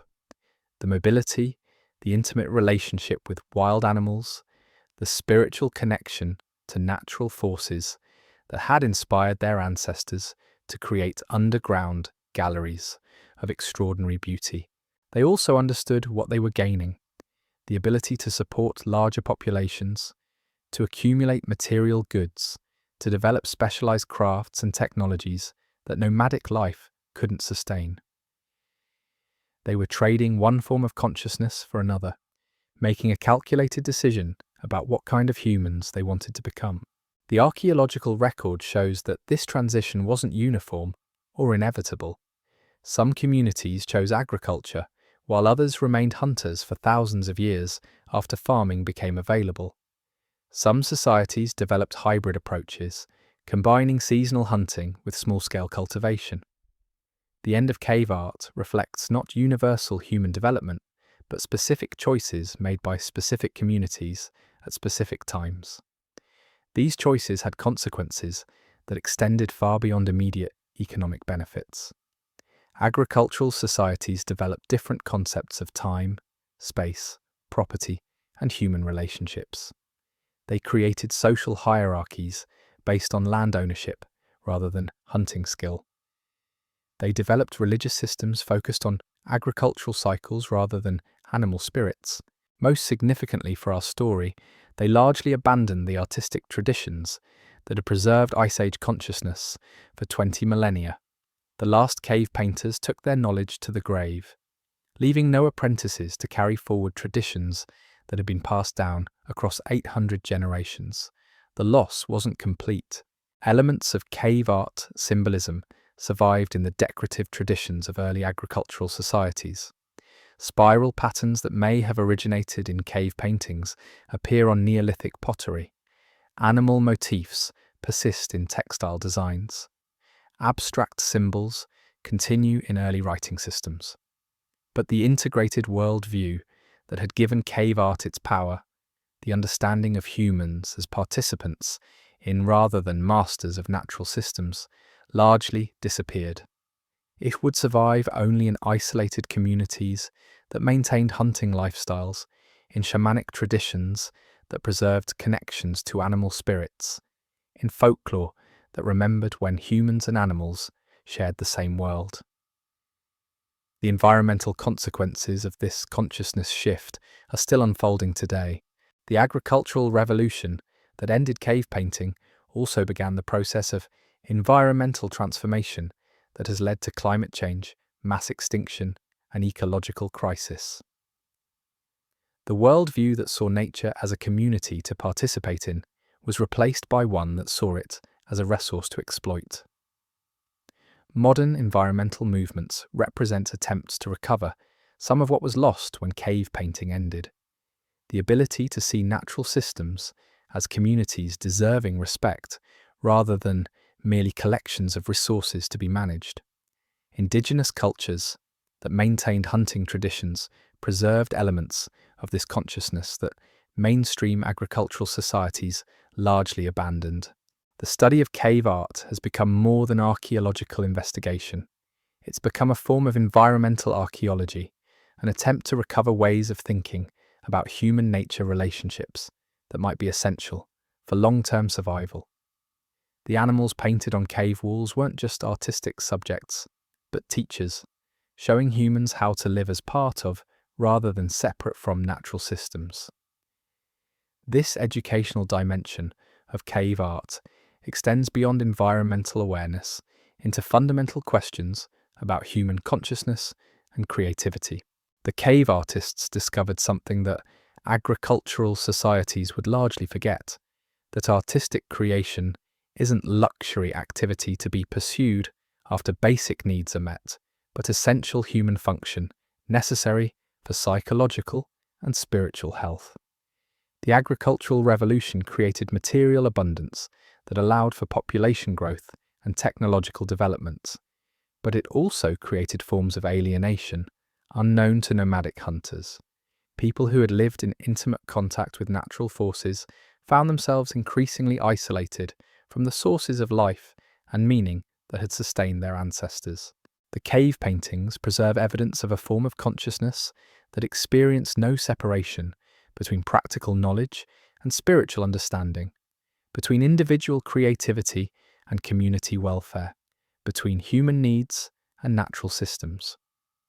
This integration would become increasingly rare as agricultural societies developed more complex and specialized forms of social organization. But the artistic impulse that had driven cave painters didn't disappear entirely. It transformed, finding new expression in the decorative arts, architecture, and ceremonial objects of agricultural societies. The same need to create meaning through visual form that had motivated Ice Age artists continued to drive human creativity, even as the specific forms and contexts changed dramatically. The transition from cave art to agricultural art reveals something profound about the relationship between consciousness and culture. Artistic traditions don't exist in isolation, but emerge from and reflect the lived experience of their creators. When that experience changes, artistic expression changes with it, preserving aspects of earlier consciousness while adapting to new realities. Modern attempts to understand cave art face the challenge of bridging this consciousness gap, trying to understand artistic traditions that emerged from ways of life completely alien to agricultural and industrial experience. This isn't just academic exercise, but urgent practical need, as environmental crisis forces us to reconsider fundamental assumptions about human-nature relationships. The cave artists offer guidance, not through specific techniques or symbols, but through their integrated approach to creativity, knowledge, and spiritual understanding. They show us what's possible when artistic expression emerges from direct engagement with natural systems, rather than separation from them. Their legacy challenges us to reconsider what we've gained and lost through 10,000 years of agricultural development. The material abundance and technological sophistication of modern life are undeniable achievements, but they've come at the cost of forms of consciousness and creativity that sustained our species for hundreds of thousands of years. The painted caves preserve not just artistic masterpieces, but alternative models of human consciousness, ways of being in the world that prioritized integration over specialization, participation over control, meaning over accumulation. These aren't primitive alternatives to modern life, but sophisticated approaches to fundamental human needs that industrial society often fails to meet. As we face environmental challenges that threaten the stability of agricultural civilization itself, the consciousness preserved in cave art offers insights that may be essential for long-term survival. Not through romantic return to hunting lifestyles, but through recovery of attitudes and approaches that could help modern humans redevelop sustainable relationships with natural systems. The story of cave art is ultimately the story of human consciousness at a crossroads, the moment when our species chose between different possible futures, different ways of being human. The choices made 10,000 years ago continue to shape how we understand ourselves and our place in the world. In the darkness of painted caves, surrounded by images that have outlasted the civilizations built above them, we encounter not just our artistic heritage, but our psychological heritage, evidence of capacities and perspectives that remain part of human potential, even when they're not part of human practice. The animals that leap across stone walls aren't just decorations from the past, but invitations to the future, reminders that consciousness is not fixed but fluid, that the ways we think and create can change as dramatically as they have before. The cave artists show us not where we came from, but where we might go if we choose to recover forms of awareness that agricultural civilization temporarily set aside. Their painted galleries wait in darkness, preserving questions about consciousness, creativity, and human possibility that each generation must answer anew. The conversation they began 40,000 years ago continues today. Every time someone picks up a brush, makes a mark, or looks at the natural world with eyes that see not just resources, but relationships, not just objects, but subjects deserving of respect and wonder. The world's first artists didn't just discover how to make images on stone walls. They discovered that humans need beauty, meaning, and connection to forces larger than individual survival. They learned that consciousness could transform experience into lasting meaning, that creativity could bridge the gap between individual awareness and collective understanding. Their most important lesson may be the simplest one, that the act of creation itself is a form of prayer, a way of participating in the ongoing creation of the world. In the painted darkness of limestone chambers, they established principles that still guide human creativity today, reminders that making something beautiful is always an act of hope, always a statement that meaning is possible, even in the face of uncertainty. As we prepare to leave these ancient galleries and return to the surface world, we carry with us not just knowledge about prehistoric art, but questions about our own creative potential. What would it mean to recover the integrated consciousness that drove cave painters? How might modern creativity change if it emerged from direct engagement with natural systems rather than separation from them? The answers lie not in the painted walls themselves, but in our willingness to let their questions transform how we think about consciousness, creativity, and our place in the continuing story of human possibility. The cave artists spoke across 40,000 years of time to remind us that we are not just survivors, but creators, not just consumers, but contributors to the ongoing creation of meaning in an otherwise silent universe. Their painted animals continue to run across stone walls, frozen in eternal motion, waiting for us to understand that the same creative force that drove them to transform darkness into beauty still burns within us, ready to be awakened whenever we choose to pick up the brush of consciousness and add our own marks to the vast canvas of human experience. The emergence from these painted depths brings us face to face with a truth that archaeology is only beginning to acknowledge. The cave artists weren't working in isolation. They were part of networks that stretched across continents, sharing techniques, symbols, and stories through trade routes and migration paths that connected Ice Age communities in ways we're only starting to understand. At Cueva de las Manos in Argentina, thousands of miles from the European caves, we find the same hand stencils, created using identical techniques around the same time period. The pigments are different, local materials adapted to local conditions, but the underlying impulse is unmistakably familiar. Someone stood in South American darkness and decided to leave their mark, just as their distant cousins were doing in French limestone chambers. This global distribution of cave art reveals something extraordinary about human consciousness during the Ice Age. The need to create, to transform raw experience into symbolic meaning, wasn't a European invention that spread slowly through contact and trade. It was a fundamental aspect of human nature that emerged simultaneously wherever our species established stable communities. The timing is crucial. Cave art appears in the archaeological record at roughly the same moment across multiple continents, between 40 and 30,000 years ago. This suggests that something changed in human cognition. During this period, some threshold was crossed that made symbolic expression not just possible, but necessary. Neuroscientists studying modern creativity have identified the neural networks involved in symbolic thinking, the ability to use one thing to represent something else entirely.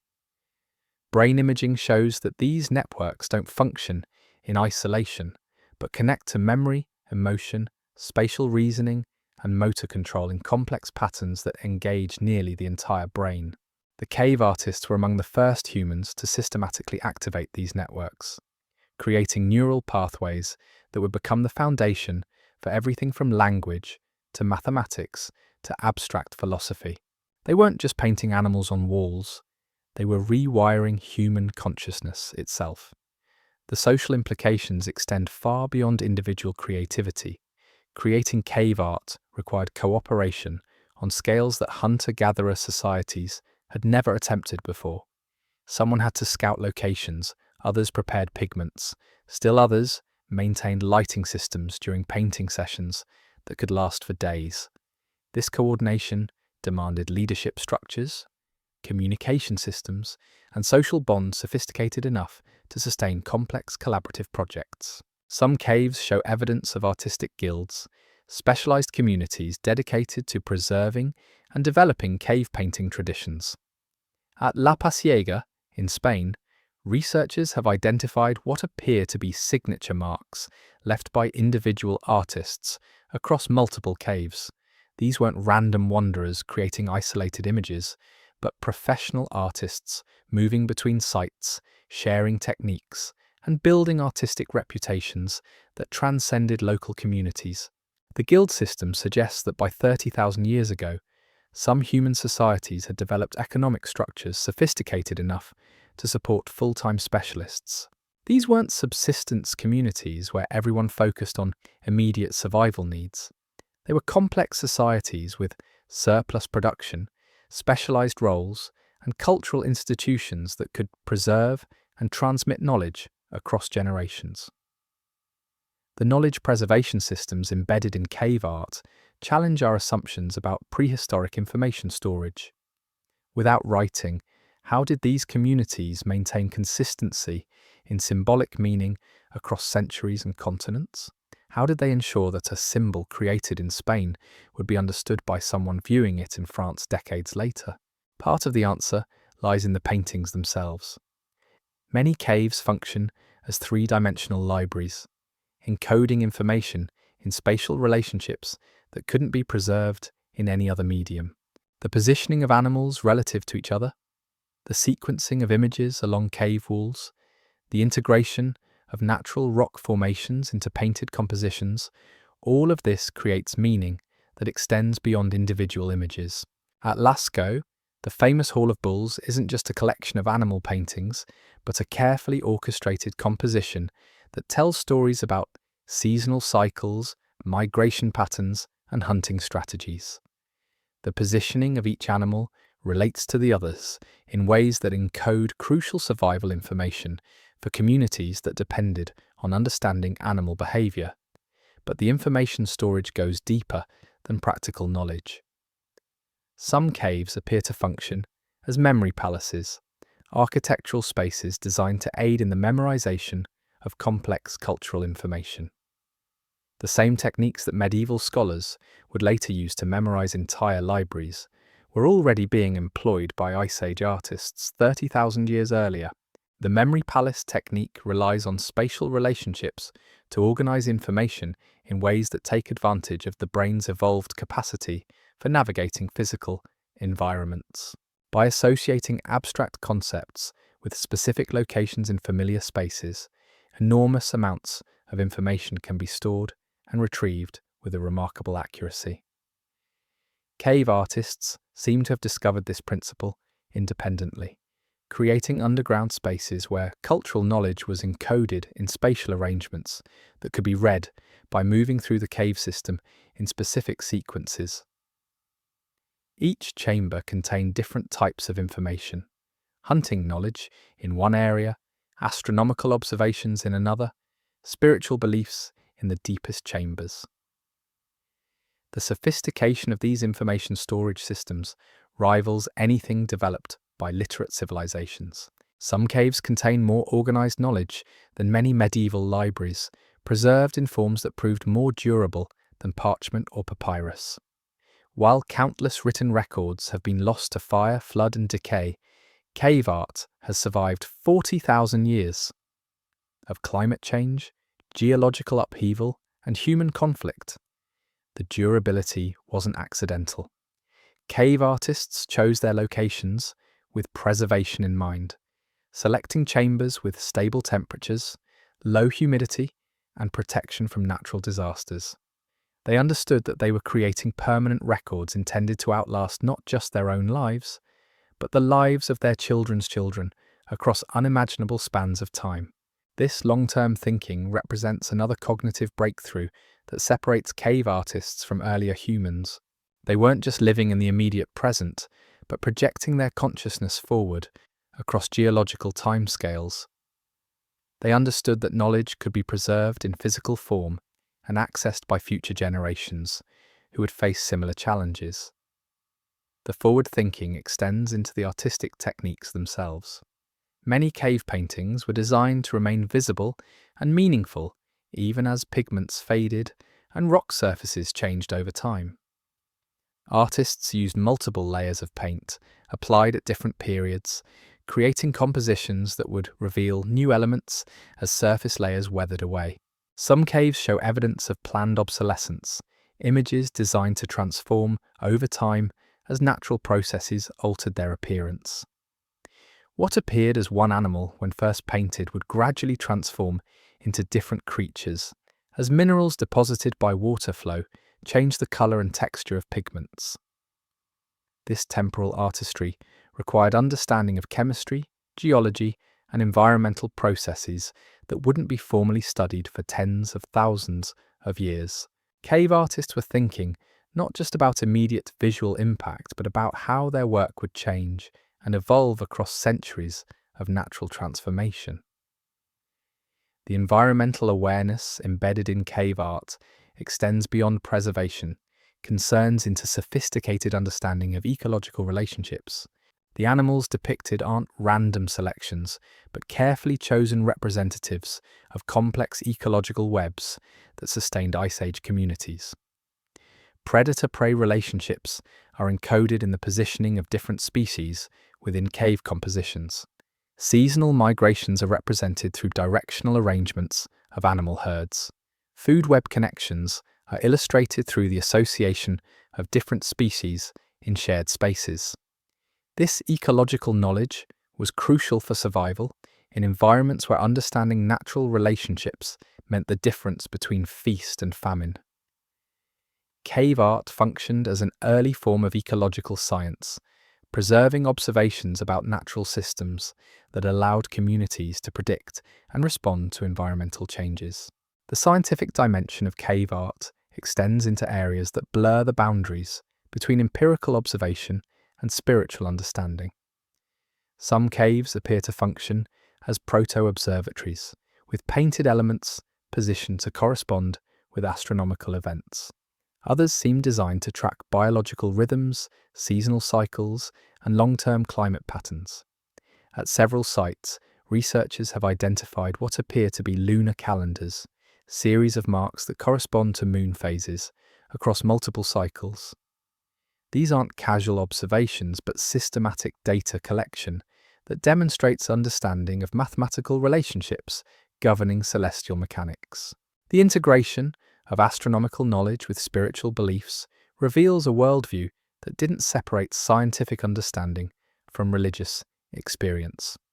Cave artists seem to have understood that natural patterns reflected deeper truths about the structure of reality itself.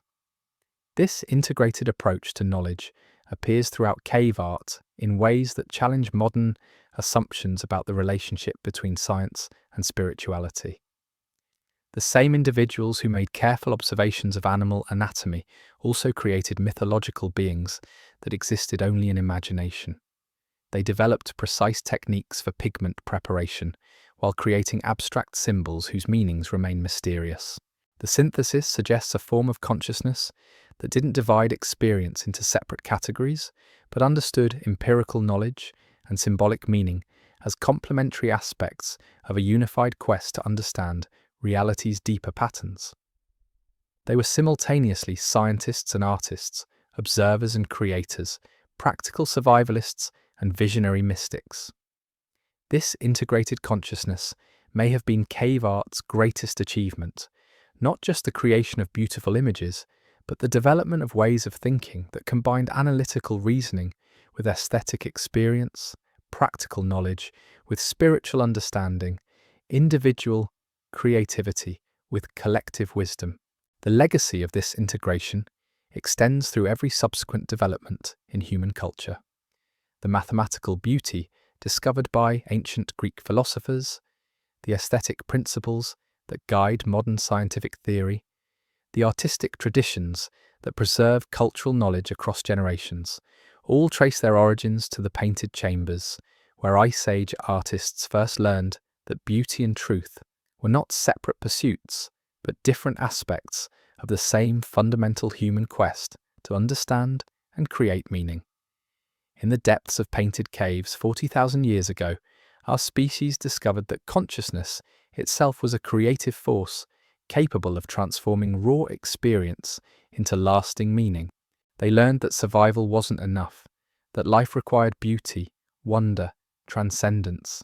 They proved that humans possessed capabilities that extended far beyond immediate biological needs, that we were creatures driven not just by survival instincts, but by the desire to understand, to create, to leave something beautiful behind. Their painted galleries preserve more than artistic technique or cultural information. They preserve evidence of human potential that remains as relevant today as it was when the first artist held ochre to limestone and decided to create meaning from darkness. In their integration of knowledge and beauty, practicality and vision, individual expression, and collective understanding, they established principles that continue to guide human creativity across all the millennia that separate us from those flickering flames. The conversation they began in painted darkness continues today, every time someone chooses to create rather than merely consume, to question rather than simply accept, to find beauty in unexpected places. Their legacy lives not in museum displays but in the ongoing human commitment to transformation, the eternal project of turning experience into meaning, darkness into light, silence into the kind of beauty that speaks across any distance of time or space. The most haunting discovery in cave art research came not from what archaeologists found, but from what they realized was missing. In cave after cave across thousands of years of artistic tradition, one crucial element is almost entirely absent from these underground galleries. There are no self-portraits, no human faces staring back across the millennia, no attempt to capture the appearance of the artists themselves. This absence is so complete, so systematic, that it can't be accidental. These weren't people who lacked the skill to render human features. Their anatomical precision in depicting animals proves they possessed extraordinary artistic abilities. They could capture the exact curve of a horse's neck, the precise angle of a bison's horn, the subtle play of light across mammoth fur. Yet when it came to their own species, they chose anonymity. The few human figures that do appear in cave art are enigmatic, abstract, often deliberately obscured or transformed. The famous bird-headed figure at Lascaux appears to be falling backward, arms outstretched in what might be death, ecstasy, or transformation. At Trois Frères, the mysterious sorcerer figure combines human and animal features in ways that make identification impossible. These aren't portraits, but symbols, representations of human potential rather than human appearance. This artistic choice reveals something profound about Ice Age consciousness. The cave painters didn't see themselves as the central subjects of their art, because they didn't see themselves as the central actors in their world. They were participants in larger systems, members of communities that included not just other humans, but the animals they hunted, the landscapes they inhabited, the spiritual forces they believed governed all existence. The handprints scattered across cave walls represent the closest thing to self-portraiture in Paleolithic art. But even these preserve anonymity while asserting presence. A hand pressed against stone and outlined with blown pigment says, "I was here," without revealing who I was. It's a signature that preserves individual identity while maintaining collective anonymity. Some of these handprints show deliberate modifications that add layers of meaning we're still trying to decode. Missing finger joints, not from accidents, but from intentional amputation, possibly as part of ritual or ceremony. Hands painted in impossible colours, deep blues and purples that no human hand could naturally possess. These aren't realistic self-representations, but symbolic statements about human identity and its relationship to forces beyond the physical world. The technical sophistication required to create these handprints reveals another dimension of cave art mastery. The blown pigment technique required precise control of breath, pigment consistency, and hand positioning to create clear, lasting impressions. Some caves contain hundreds of these prints, suggesting communal activities where entire groups participated in collective acts of artistic creation. Recent analysis of handprint sizes has revealed that cave art wasn't created exclusively by adults. Children's hands appear frequently, sometimes overlapping with adult prints in compositions that suggest family or community participation. This multi-generational involvement indicates that cave painting wasn't elite activity, but cultural practice that engaged entire communities across all age groups. The positioning of handprints within cave systems also carries meaning that extends beyond individual identification. They often appear at transition points, passages between chambers, entrances to deeper galleries, places where the cave environment changes dramatically. These seem to function as markers, signatures left by individuals as they cross thresholds between different realms of experience. But perhaps the most remarkable aspect of cave art's treatment of human subjects is how it handles the relationship between individual and collective identity. While specific human features are avoided, human activities and relationships are preserved through other means. Hunting scenes, though rare, show coordinated group efforts. Tool arrangements suggest collaborative work patterns. The cave paintings themselves required teamwork on scales that reveal complex social organization. The artists found ways to preserve human story without focusing on human appearance. They were more interested in what people did than how they looked, more concerned with relationships than individuals, more focused on process than personality. This approach to representation reflects a worldview where individual identity was understood as inseparable from community membership and environmental participation. Modern psychological research on self-concept reveals how unusual this approach actually was. Most human cultures throughout history have shown strong interest in individual identity, personal recognition, and distinctive appearance. The cave artists' systematic avoidance of these concerns suggests a form of consciousness that prioritized collective identity over individual recognition. This collective orientation appears throughout cave art in ways that extend far beyond human representation. Animals are depicted as members of herds rather than isolated individuals. Landscapes show ecosystems rather than specific locations. Even the abstract symbols seem to represent shared knowledge rather than personal insights. The collaborative nature of cave art creation reinforced this collective identity. Many paintings required multiple people working together over extended periods. Someone held lights while others painted. Some mixed pigments while others applied them. The finished works represented group efforts rather than individual expression, preserving community achievement rather than personal recognition. This collaborative approach to artistic creation has implications that extend far beyond archaeology into questions about creativity, authorship, and cultural transmission. Modern art traditions emphasize individual expression, personal style, and distinctive vision. Cave art emerged from completely different values: collective effort, shared knowledge, and community identity. The tools and techniques used in cave painting reinforce this collective orientation.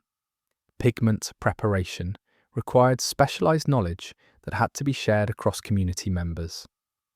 Brush construction demanded skills that were likely distributed among different specialists. Even the cave selection process required collective decision-making about which sites deserved the enormous investment required for decoration. The preservation of these collaborative traditions across thousands of years required institutional continuity that challenges our understanding of prehistoric social organization. Someone had to teach pigment preparation techniques to new generations. Others had to maintain knowledge of cave locations and their symbolic significance. Still others had to preserve the cultural meanings that made specific images and symbols worth creating and maintaining. This knowledge transmission occurred without written language, relying instead on apprenticeship systems that integrated practical training with cultural education. Young artists learned not just how to mix ochre or apply pigment, but why certain symbols mattered, what different animals represented, how individual images related to larger cultural narratives. The sophistication of these educational systems rivals anything developed by later literate civilizations. Master artists, working with apprentices over decades, passing on not just technical skills, but complex symbolic knowledge that had accumulated across centuries of cultural development. These weren't casual learning relationships, but formal institutions that preserved and transmitted humanity's first systematic approaches to symbolic representation. The evidence for these educational systems appears throughout cave art in subtle but consistent patterns. Practice areas where less skilled hands attempted to copy masterworks. Unfinished paintings that seem to have been abandoned when apprentices moved on to other projects. Technical variations that suggest different individuals working within established traditions while developing their own approaches to shared techniques.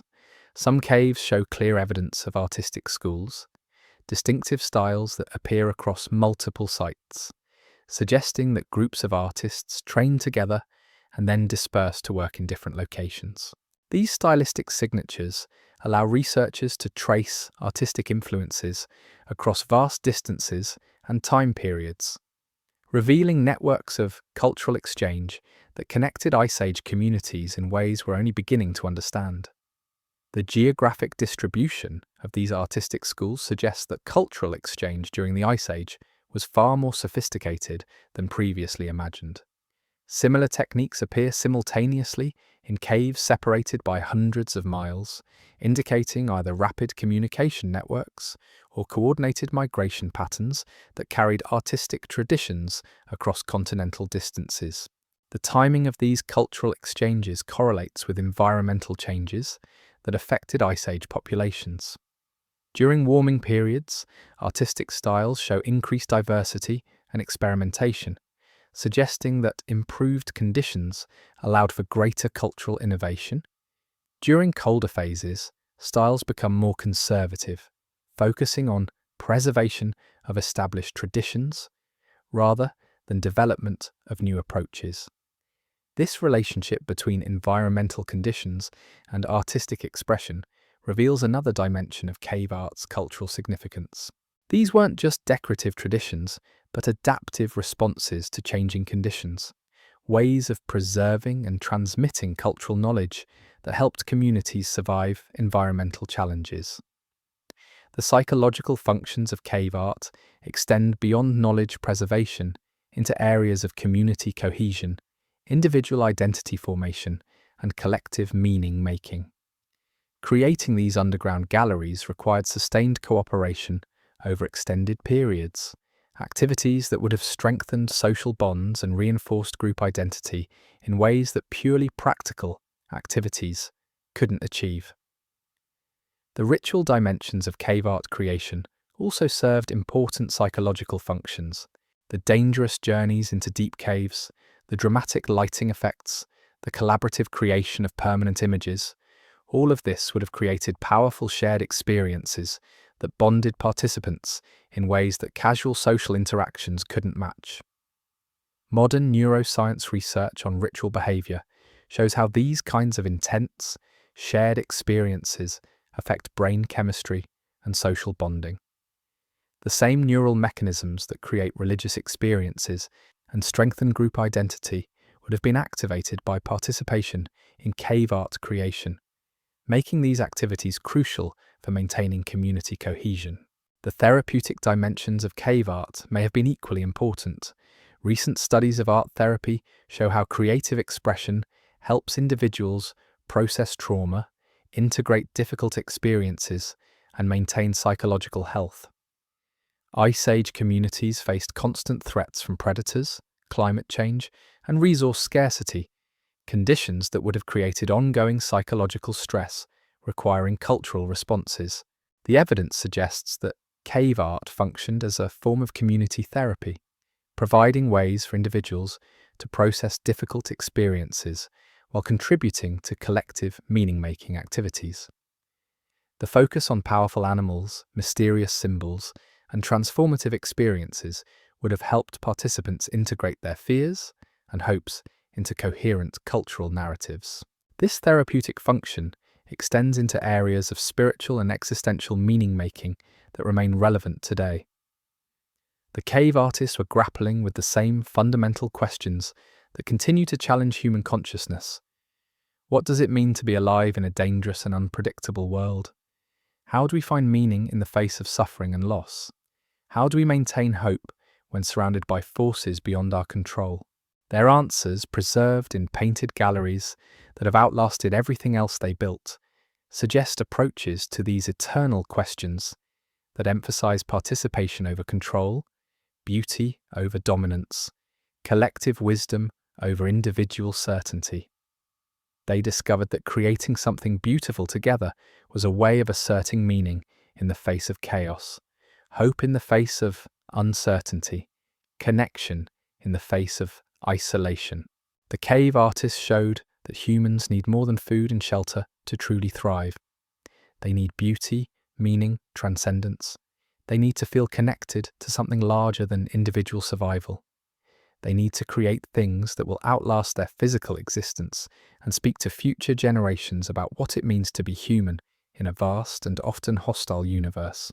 Their legacy lives not just in the images they left behind, but in the principles they established. That creativity is essential to human well-being. That individual expression serves collective needs. That beauty emerges from the integration of practical knowledge with spiritual understanding. These insights remain as relevant today as they were 40,000 years ago, when someone first decided that survival wasn't enough and chose to transform darkness into lasting meaning. In the painted chambers beneath our feet, preserved in limestone galleries that have witnessed the rise and fall of civilizations, the conversation continues. Every time someone chooses to create rather than merely consume, to find beauty in unexpected places, to transform personal experience into shared meaning, they're participating in humanity's longest-running cultural tradition. The eternal project of making something beautiful from the raw materials of existence. The most profound revelation about cave art came not from studying the paintings themselves, but from understanding when they chose to disappear. Around 10,000 years ago, after flourishing for 30 millennia, the tradition simply stopped. Not gradually, not through decline, but as if someone had blown out the last torch and walked away forever. This wasn't coincidence. As the ice sheets retreated and the world warmed, everything that had sustained Ice Age consciousness began to vanish. The vast herds of mammoths and cave lions that dominated painted walls were disappearing into extinction. The open steppes that supported enormous populations of wild horses were transforming into dense forests. The nomadic lifestyle that had inspired reverence for wild animals was giving way to something entirely different: agriculture. But here's what makes this transition truly haunting. It wasn't just an economic shift from hunting to farming, it was a complete transformation in how humans understood their place in the world. Cave art had emerged from societies that saw themselves as participants in natural systems, equal partners with the animals they depicted. Agricultural communities developed fundamentally different relationships with nature, based on control rather than participation, ownership rather than reverence. You can trace this psychological transformation through the final phases of cave painting. The last images show subtle but significant changes in how animals are portrayed. Earlier cave art rendered creatures as autonomous beings, powerful and free, painted with respect that approached worship. Later paintings increasingly show animals in relationship to human activity, being hunted, controlled, managed rather than revered. The people who made this transition understood what they were losing. At many sites, cave entrances were deliberately sealed with stones, access routes carefully blocked, painted chambers formally abandoned through what can only be described as burial ceremonies. These weren't sites that were forgotten. They were consciously put to rest, preserved for a future that their creators knew would no longer understand the consciousness that had created them. Recent excavations have revealed the extraordinary care taken in these closure rituals. Valuable tools were left in final positions near painted walls. Fire pits were filled with specific combinations of minerals and ash. Entrance passages were sealed using construction techniques that required significant community effort and planning. These weren't casual abandonments, but elaborate funeral rites for an entire way of being human. The timing reveals something crucial about human nature. The transition to agriculture wasn't forced by desperation or environmental collapse. Many communities had choices. They could have continued hunting and gathering in the changing landscape. Instead, they consciously chose to embrace farming, understanding that this decision would require abandoning not just economic practices, but entire systems of meaning that had sustained their ancestors for hundreds of generations. Archaeological evidence shows this wasn't uniform transformation. Some communities adopted agriculture while others remained hunters for thousands of years after farming became available. Some societies developed hybrid approaches, combining seasonal hunting with small-scale cultivation. The end of cave art reflects not inevitable human development, but specific choices made by specific communities at specific moments in history. These choices had consequences that extended far beyond immediate survival concerns. Agricultural societies developed different concepts of time, space, property, and human relationships. They created social hierarchies based on land ownership rather than hunting skill. They developed religious systems focused on agricultural cycles rather than animal spirits. Most significantly for our story, they largely abandoned the artistic traditions that had preserved Ice Age consciousness for 800 generations. The loss wasn't complete. Elements of cave art symbolism survived in pottery decorations, textile patterns, and early writing systems. Spiral motifs that may have originated in painted chambers appear on Neolithic ceramics. Animal designs persist in metalwork and sculpture. Abstract symbols continue in the geometric patterns of agricultural societies. But the integrated worldview that had given cave art its power, the understanding of humans as members rather than masters of natural communities, largely disappeared. This consciousness survived only in isolated pockets. Indigenous communities that maintained hunting lifestyles preserved elements of the reverence for animals that had driven cave painters. Shamanic traditions kept alive connections to animal spirits and natural forces. Folklore remembered when humans and animals shared the same spiritual landscape. But mainstream agricultural societies moved in different directions, developing cultural traditions that reflected their new relationships with domesticated rather than wild nature. The environmental implications of this shift are still unfolding today. The agricultural revolution that ended cave painting also began processes of environmental transformation that have led to climate change, mass extinction, and ecological crisis. The worldview that saw nature as a community to participate in was replaced by one that saw it as a collection of resources to be managed and exploited. Modern environmental movements represent attempts to recover what was lost when cave painting ended, the ability to see natural systems as communities deserving respect rather than merely resources to be optimized. The animals painted on cave walls weren't just artistic subjects, but teachers, showing humans how to live as participants in rather than dominators of ecological relationships. But the transformation also created possibilities that nomadic hunters could never have imagined. Agricultural surplus supported population growth, technological innovation, and cultural specialization that eventually led to writing, mathematics, and scientific understanding. The same consciousness shift that ended cave painting also made possible everything from architecture to astronomy, from literature to medicine. The cave artists preserve evidence of roads not taken, alternative forms of human consciousness that prioritized integration over specialization, participation over control, meaning over accumulation. These aren't primitive alternatives to modern life, but sophisticated approaches to fundamental human needs that industrial civilization often struggles to meet. Their artistic techniques reveal psychological sophistication that challenges assumptions about prehistoric mentality. The use of cave wall contours to create three-dimensional effects demonstrates understanding of spatial perception that wouldn't be formally studied until modern psychology. The acoustic positioning of paintings shows awareness of how sound affects consciousness that parallels contemporary research on environmental psychology. Most remarkably, many caves show evidence of what can only be described as prehistoric virtual reality. Artists used combinations of flickering firelight, natural rock formations, and carefully positioned paintings to create immersive environments that transformed ordinary caves into otherworldly spaces. Visitors didn't just view static images, but experienced dynamic, multisensory environments that engaged consciousness at multiple levels simultaneously. The technology required for these installations was surprisingly sophisticated.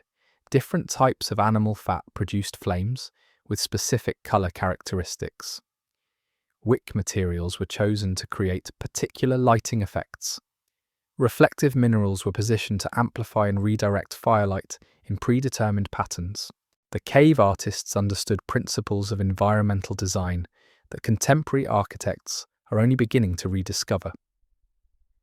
These immersive environments served functions that extended far beyond artistic expression into realms of education, therapy, and consciousness transformation.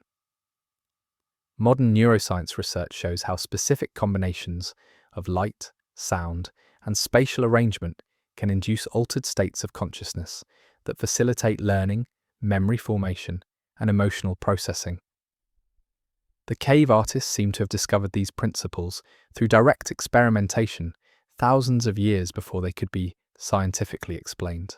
The psychological effects of these installations would have been profound for people living in small nomadic groups, where individual identity was understood as inseparable from community membership and environmental participation. The caves provided spaces where personal experience could be integrated with collective meaning, where individual creativity could contribute to cultural continuity, where the boundaries between human consciousness and natural forces could be explored and transcended. Recent discoveries have revealed that some caves functioned as prehistoric healing centers, designed to address psychological and spiritual challenges that would have been common in Ice Age communities. Evidence suggests These sites were used to help individuals process trauma from hunting accidents, cope with seasonal depression during long winters, and integrate visionary experiences that occurred during ritual activities. The therapeutic applications extended beyond individual treatment into community-wide healing practices. Some caves show evidence of group ceremonies designed to strengthen social bonds, resolve conflicts, and maintain cultural cohesion during periods of environmental stress. The collaborative creation of cave art itself would have served these functions, providing activities that required cooperation, trust, and shared commitment to long-term projects. The educational dimensions of cave art reveal sophisticated understanding of how consciousness develops and how cultural knowledge can be transmitted across generations without written language. Many caves appear to have functioned as schools where young people learned not just practical skills, but complex symbolic systems that preserved crucial survival information in memorable visual form. The curriculum preserved in these underground classrooms extended far beyond immediate practical needs into areas of astronomical observation, mathematical understanding, and ecological awareness that wouldn't be formally studied for thousands of years. The cave artists were teaching not just how to survive in Ice Age environments, but how to think systematically about natural patterns and relationships. This educational system produced individuals capable of extraordinary intellectual achievements. The mathematical precision of some cave art compositions, the astronomical accuracy of celestial alignments, the ecological sophistication of animal behavior representations, all demonstrate cognitive capabilities that rival anything produced by later literate civilizations. But perhaps most importantly, the cave artists developed approaches to consciousness and creativity that integrated analytical reasoning with aesthetic experience, practical knowledge with spiritual understanding, individual expression with collective wisdom. They discovered that beauty and truth weren't separate pursuits, but different aspects of the same fundamental quest to understand reality's deeper patterns. Their legacy challenges contemporary assumptions about the relationship between technological progress and human fulfillment. The material abundance and communication capabilities of modern life represent genuine achievements, but they've come at the cost of forms of consciousness and creativity that sustained our species for hundreds of thousands of years. The painted caves preserve not just artistic masterpieces, but alternative models of human possibility, ways of being in the world that prioritized meaning over accumulation, integration over specialization, participation over control. These approaches to consciousness remain relevant today as environmental crisis forces reconsideration of fundamental assumptions about progress, growth, and humanity's relationship with natural systems. As we face challenges that threaten the stability of agricultural civilization itself, the consciousness preserved in cave art offers insights that may be essential for long-term survival. Not through romantic return to hunting lifestyles, but through recovery of attitudes and approaches that could help modern humans develop sustainable relationships with the natural systems that sustain all life. The story of cave art ultimately reveals that human consciousness is not fixed but fluid, that the ways we think and create can change as dramatically as they have before. The choices made 10,000 years ago continue to shape how we understand ourselves and our place in the world, but they don't determine what choices remain available for future generations. In painted galleries that have outlasted empires and civilizations, surrounded by images created by minds that saw the world through completely different eyes, we encounter evidence that human potential extends far beyond current cultural limitations. The cave artists show us not just where we came from, but where we might go if we choose to recover forms of awareness that agricultural and industrial development temporarily set aside. Their most profound message may be the simplest one, that the act of creation itself is a form of participation in the ongoing evolution of consciousness, a way of contributing to the endless human project of transforming raw experience into lasting meaning. In darkness lit only by flickering flames, they discovered that beauty emerges from the integration of individual creativity with collective wisdom, that meaning grows from the marriage of practical knowledge with spiritual understanding. The animals that run across stone walls, frozen in eternal motion, yet somehow still alive, continue to speak across impossible distances of time.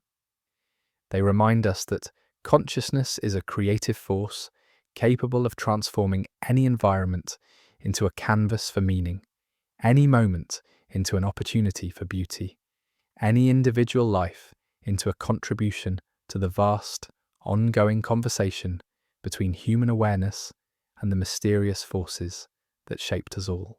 Their painted galleries wait in limestone darkness, preserving questions about creativity, consciousness, and human possibility that each generation must answer anew. The conversation they began 40,000 years ago continues today, every time someone chooses to create rather than merely consume, to find beauty in unexpected places, to transform personal experience into something that can be shared across the boundaries that separate one mind from another. The world's first artists didn't just discover how to make images on stone walls. They discovered that humans are creatures driven not just by survival needs, but by the hunger for meaning, beauty, and connection to forces larger than individual existence. They proved that making something beautiful is always an act of hope, always a statement that consciousness matters in a universe that might otherwise remain forever silent and dark. The final chapters of cave art tell a story that reaches far beyond the limestone chambers where our ancestors first learned to transform darkness into meaning. As we trace the threads that connect those ancient galleries to the world we inhabit today, we discover something remarkable. The same creative impulse that drove Ice Age hunters to paint by flickering torchlight continues to burn in every act of human expression that followed. When agricultural communities sealed the last painted caves 10,000 years ago, they weren't just closing underground galleries, they were ending humanity's first systematic exploration of consciousness itself. But the knowledge didn't vanish entirely. It transformed, adapted, found new vessels to carry forward the fundamental insights that had sustained our species through hundreds of millennia of uncertainty and change. Look closely at the earliest pottery from agricultural settlements, and you'll find echoes of cave art spiraling across ceramic surfaces. The same hands that once mixed ochre with animal fat now shaped clay vessels, decorated with patterns that preserved memories of painted chambers. Spirals that may have originated in underground galleries appear on Neolithic ceramics, from Spain to China, carrying forward visual languages that transcended the collapse of the cultures that created them. The geometric symbols that puzzled archaeologists in painted caves reappear in the earliest writing systems. Cuneiform tablets from Mesopotamia, hieroglyphs from Egypt, Linear B scripts from ancient Greece, all contain elements that seem to echo the abstract markings our ancestors left on limestone walls 30,000 years earlier. The transition from symbolic painting to symbolic writing wasn't a clean break, but a gradual transformation of the same fundamental human need to preserve meaning in permanent form. But something crucial was lost in this transformation. The integrated consciousness that had driven cave artists, the understanding of humans as participants in rather than masters of natural systems, largely disappeared as agricultural societies developed more complex relationships with domesticated landscapes. The reverence for wild animals that had filled painted galleries was replaced by practical concern for livestock management. The spiritual connection to natural forces gave way to religious systems focused on agricultural cycles and human hierarchy. Recent archaeological discoveries have revealed just how profound this transformation was. At Çatalhöyük in Turkey, one of the world's earliest farming settlements, we find the last great flowering of Ice Age animal symbolism. Wall paintings in this 9,000-year-old city show aurochs, leopards, and vultures rendered with the same reverence found in painted caves. But these images appear in domestic contexts, houses rather than sacred chambers, suggesting that the spiritual relationship with wild animals was already becoming domesticated, controlled, managed rather than experienced as transcendent encounter. The builders of Çatalhöyük were among the last humans to see animals as spiritual equals worthy of monumental representation. Within a few centuries, agricultural societies would develop very different relationships with the natural world, relationships that rarely found expression in permanent art. The animals that did appear in later artistic traditions were usually domesticated species, symbols of human control rather than natural power. This shift reveals something profound about the relationship between consciousness and environment. Cave art had emerged from daily intimate contact with wild creatures, whose behavior, migration patterns, and seasonal rhythms shaped every aspect of human existence. Agricultural societies developed different priorities, focusing on small plots of controlled land rather than vast territories shared with autonomous natural forces. The psychological implications of this transformation are still unfolding today.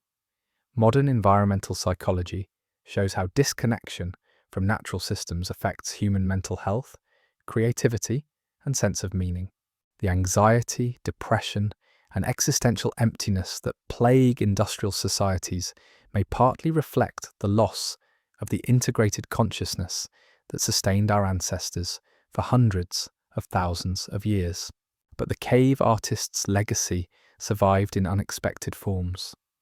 The shamanic traditions that preserved connections to animal spirits kept alive elements of the reverence that had driven prehistoric painters. Folk art traditions maintained geometric patterns and symbolic systems that trace their origins to painted chambers. Indigenous communities that continued hunting lifestyles preserved forms of environmental awareness that agricultural societies had largely abandoned. These survival streams are more than historical curiosities. They represent alternative approaches to consciousness and creativity that remain relevant as environmental crisis forces reconsideration of fundamental assumptions about human-nature relationships. The animals painted on cave walls weren't just artistic subjects, but teachers, showing our species how to live as members rather than masters of ecological communities. Modern art movements have repeatedly rediscovered principles that cave artists established 40,000 years ago. When Pablo Picasso encountered prehistoric paintings at Altamira, he reportedly said, "We have learned nothing in 12,000 years."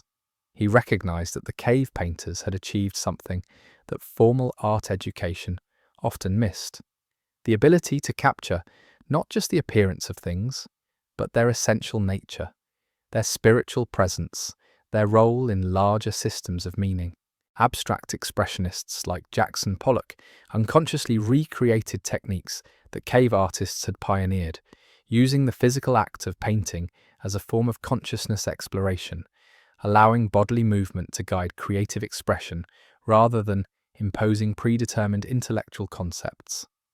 The drip paintings that made Pollock famous echo the blown pigment techniques that created hand stencils in limestone chambers 30,000 years earlier. Contemporary installation artists have rediscovered the environmental psychology that cave painters mastered, the understanding that art doesn't exist in isolation, but emerges from the interaction between consciousness, space, and sensory experience.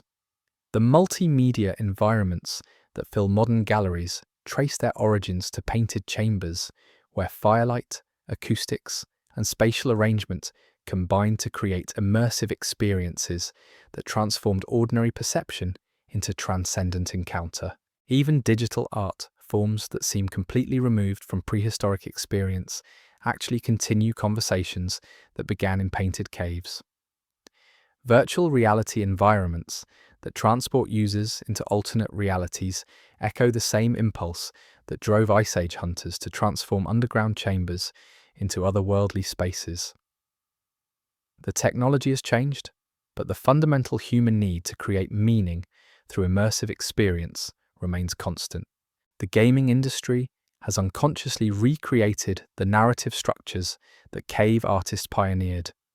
Role-playing games that allow players to inhabit animal spirits, explore mythological landscapes, and transform identity through virtual experience continue the same consciousness exploration that motivated prehistoric painters to create hybrid creatures and impossible beings in limestone galleries.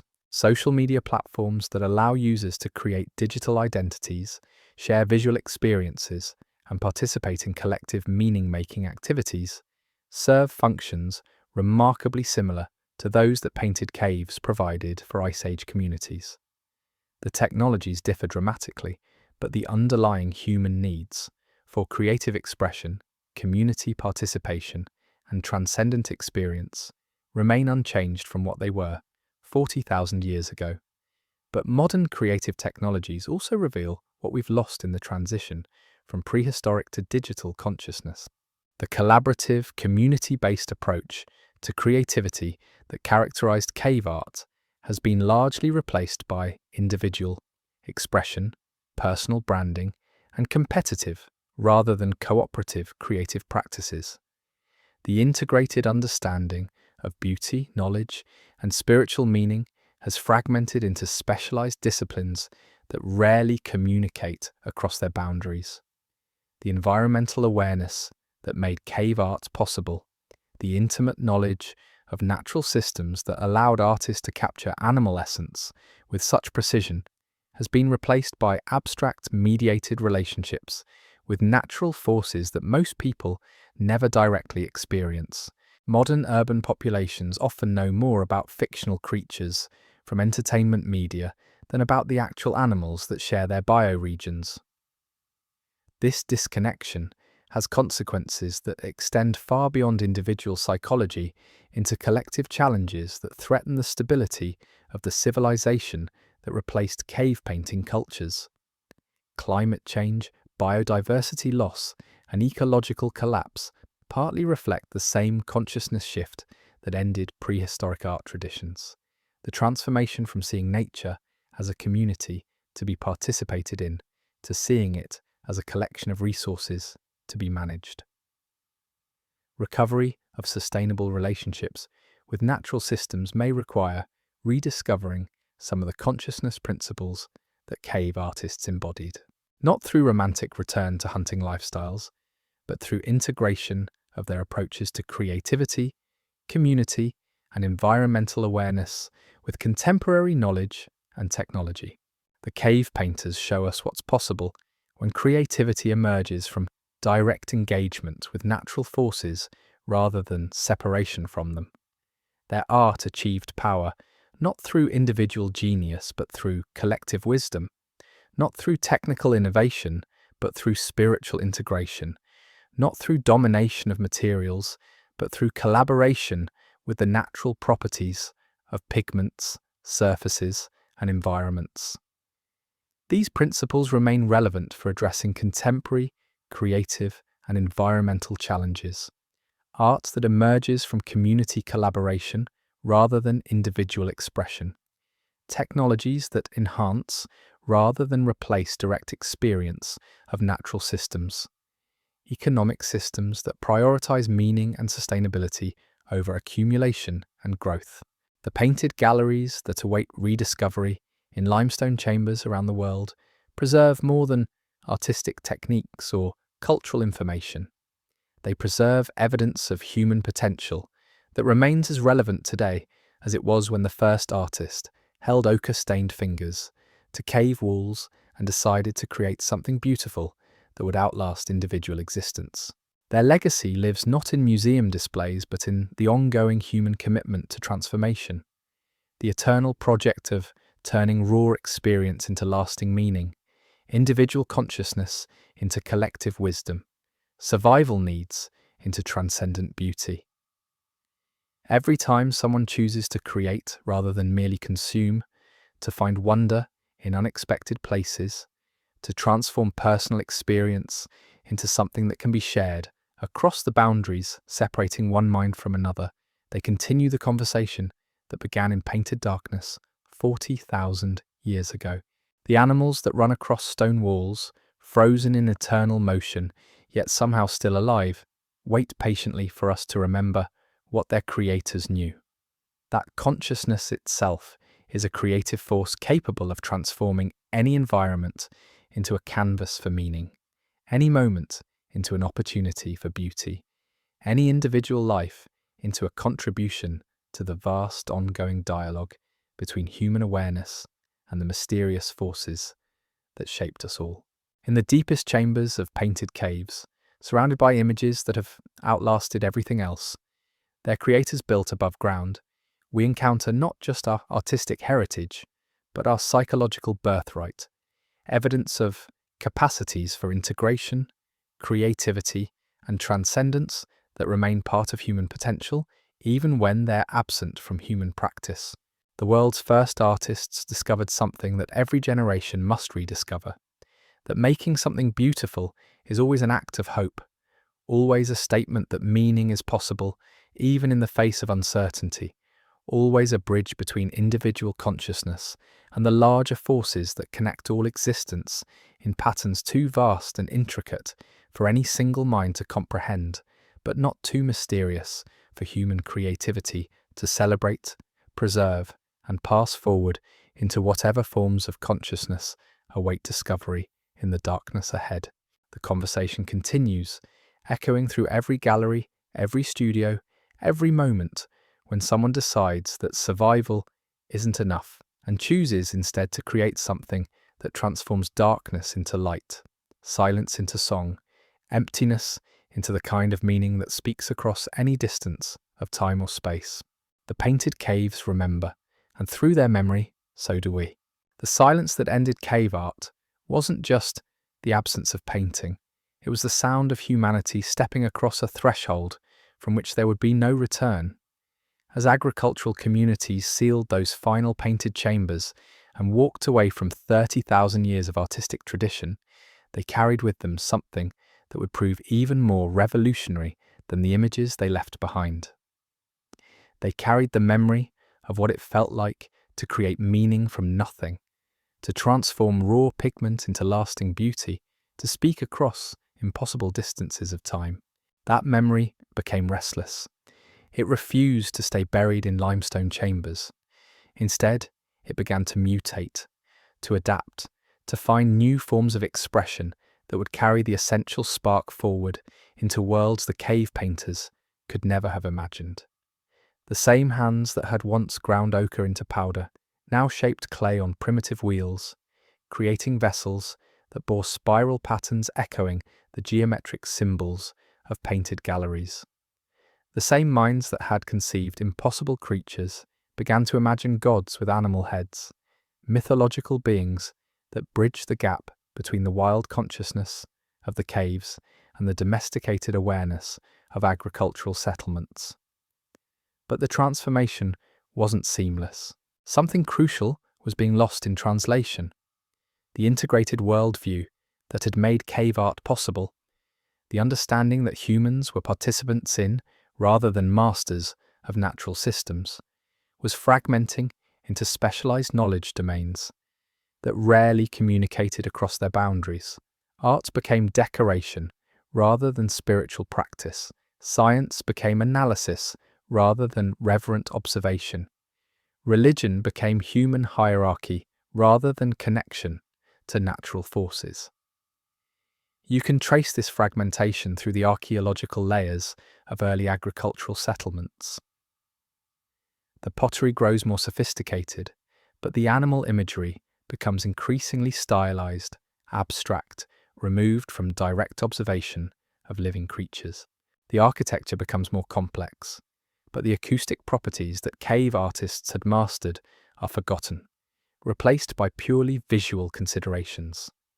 The social organization becomes more hierarchical, but the collaborative, creative processes that had sustained cave painting traditions disappear into individual craftsmanship and elite patronage. Yet even as the old consciousness faded, new possibilities were emerging.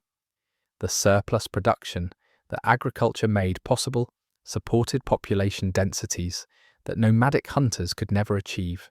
Specialization allowed individuals to develop expertise in specific domains rather than maintaining the generalist knowledge that Ice Age survival had demanded.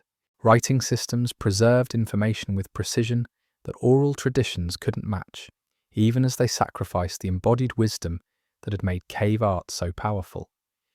The cities that rose from these agricultural foundations carried forward certain elements of the cave painting tradition while transforming others beyond recognition.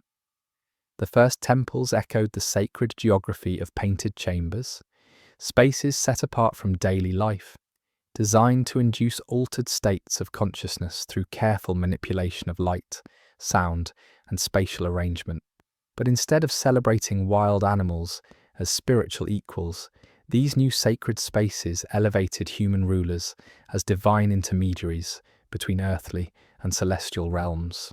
The transition reveals something profound about human nature itself. We are creatures capable of radical transformation, beings who can reinvent not just our technologies, but our entire relationship to reality.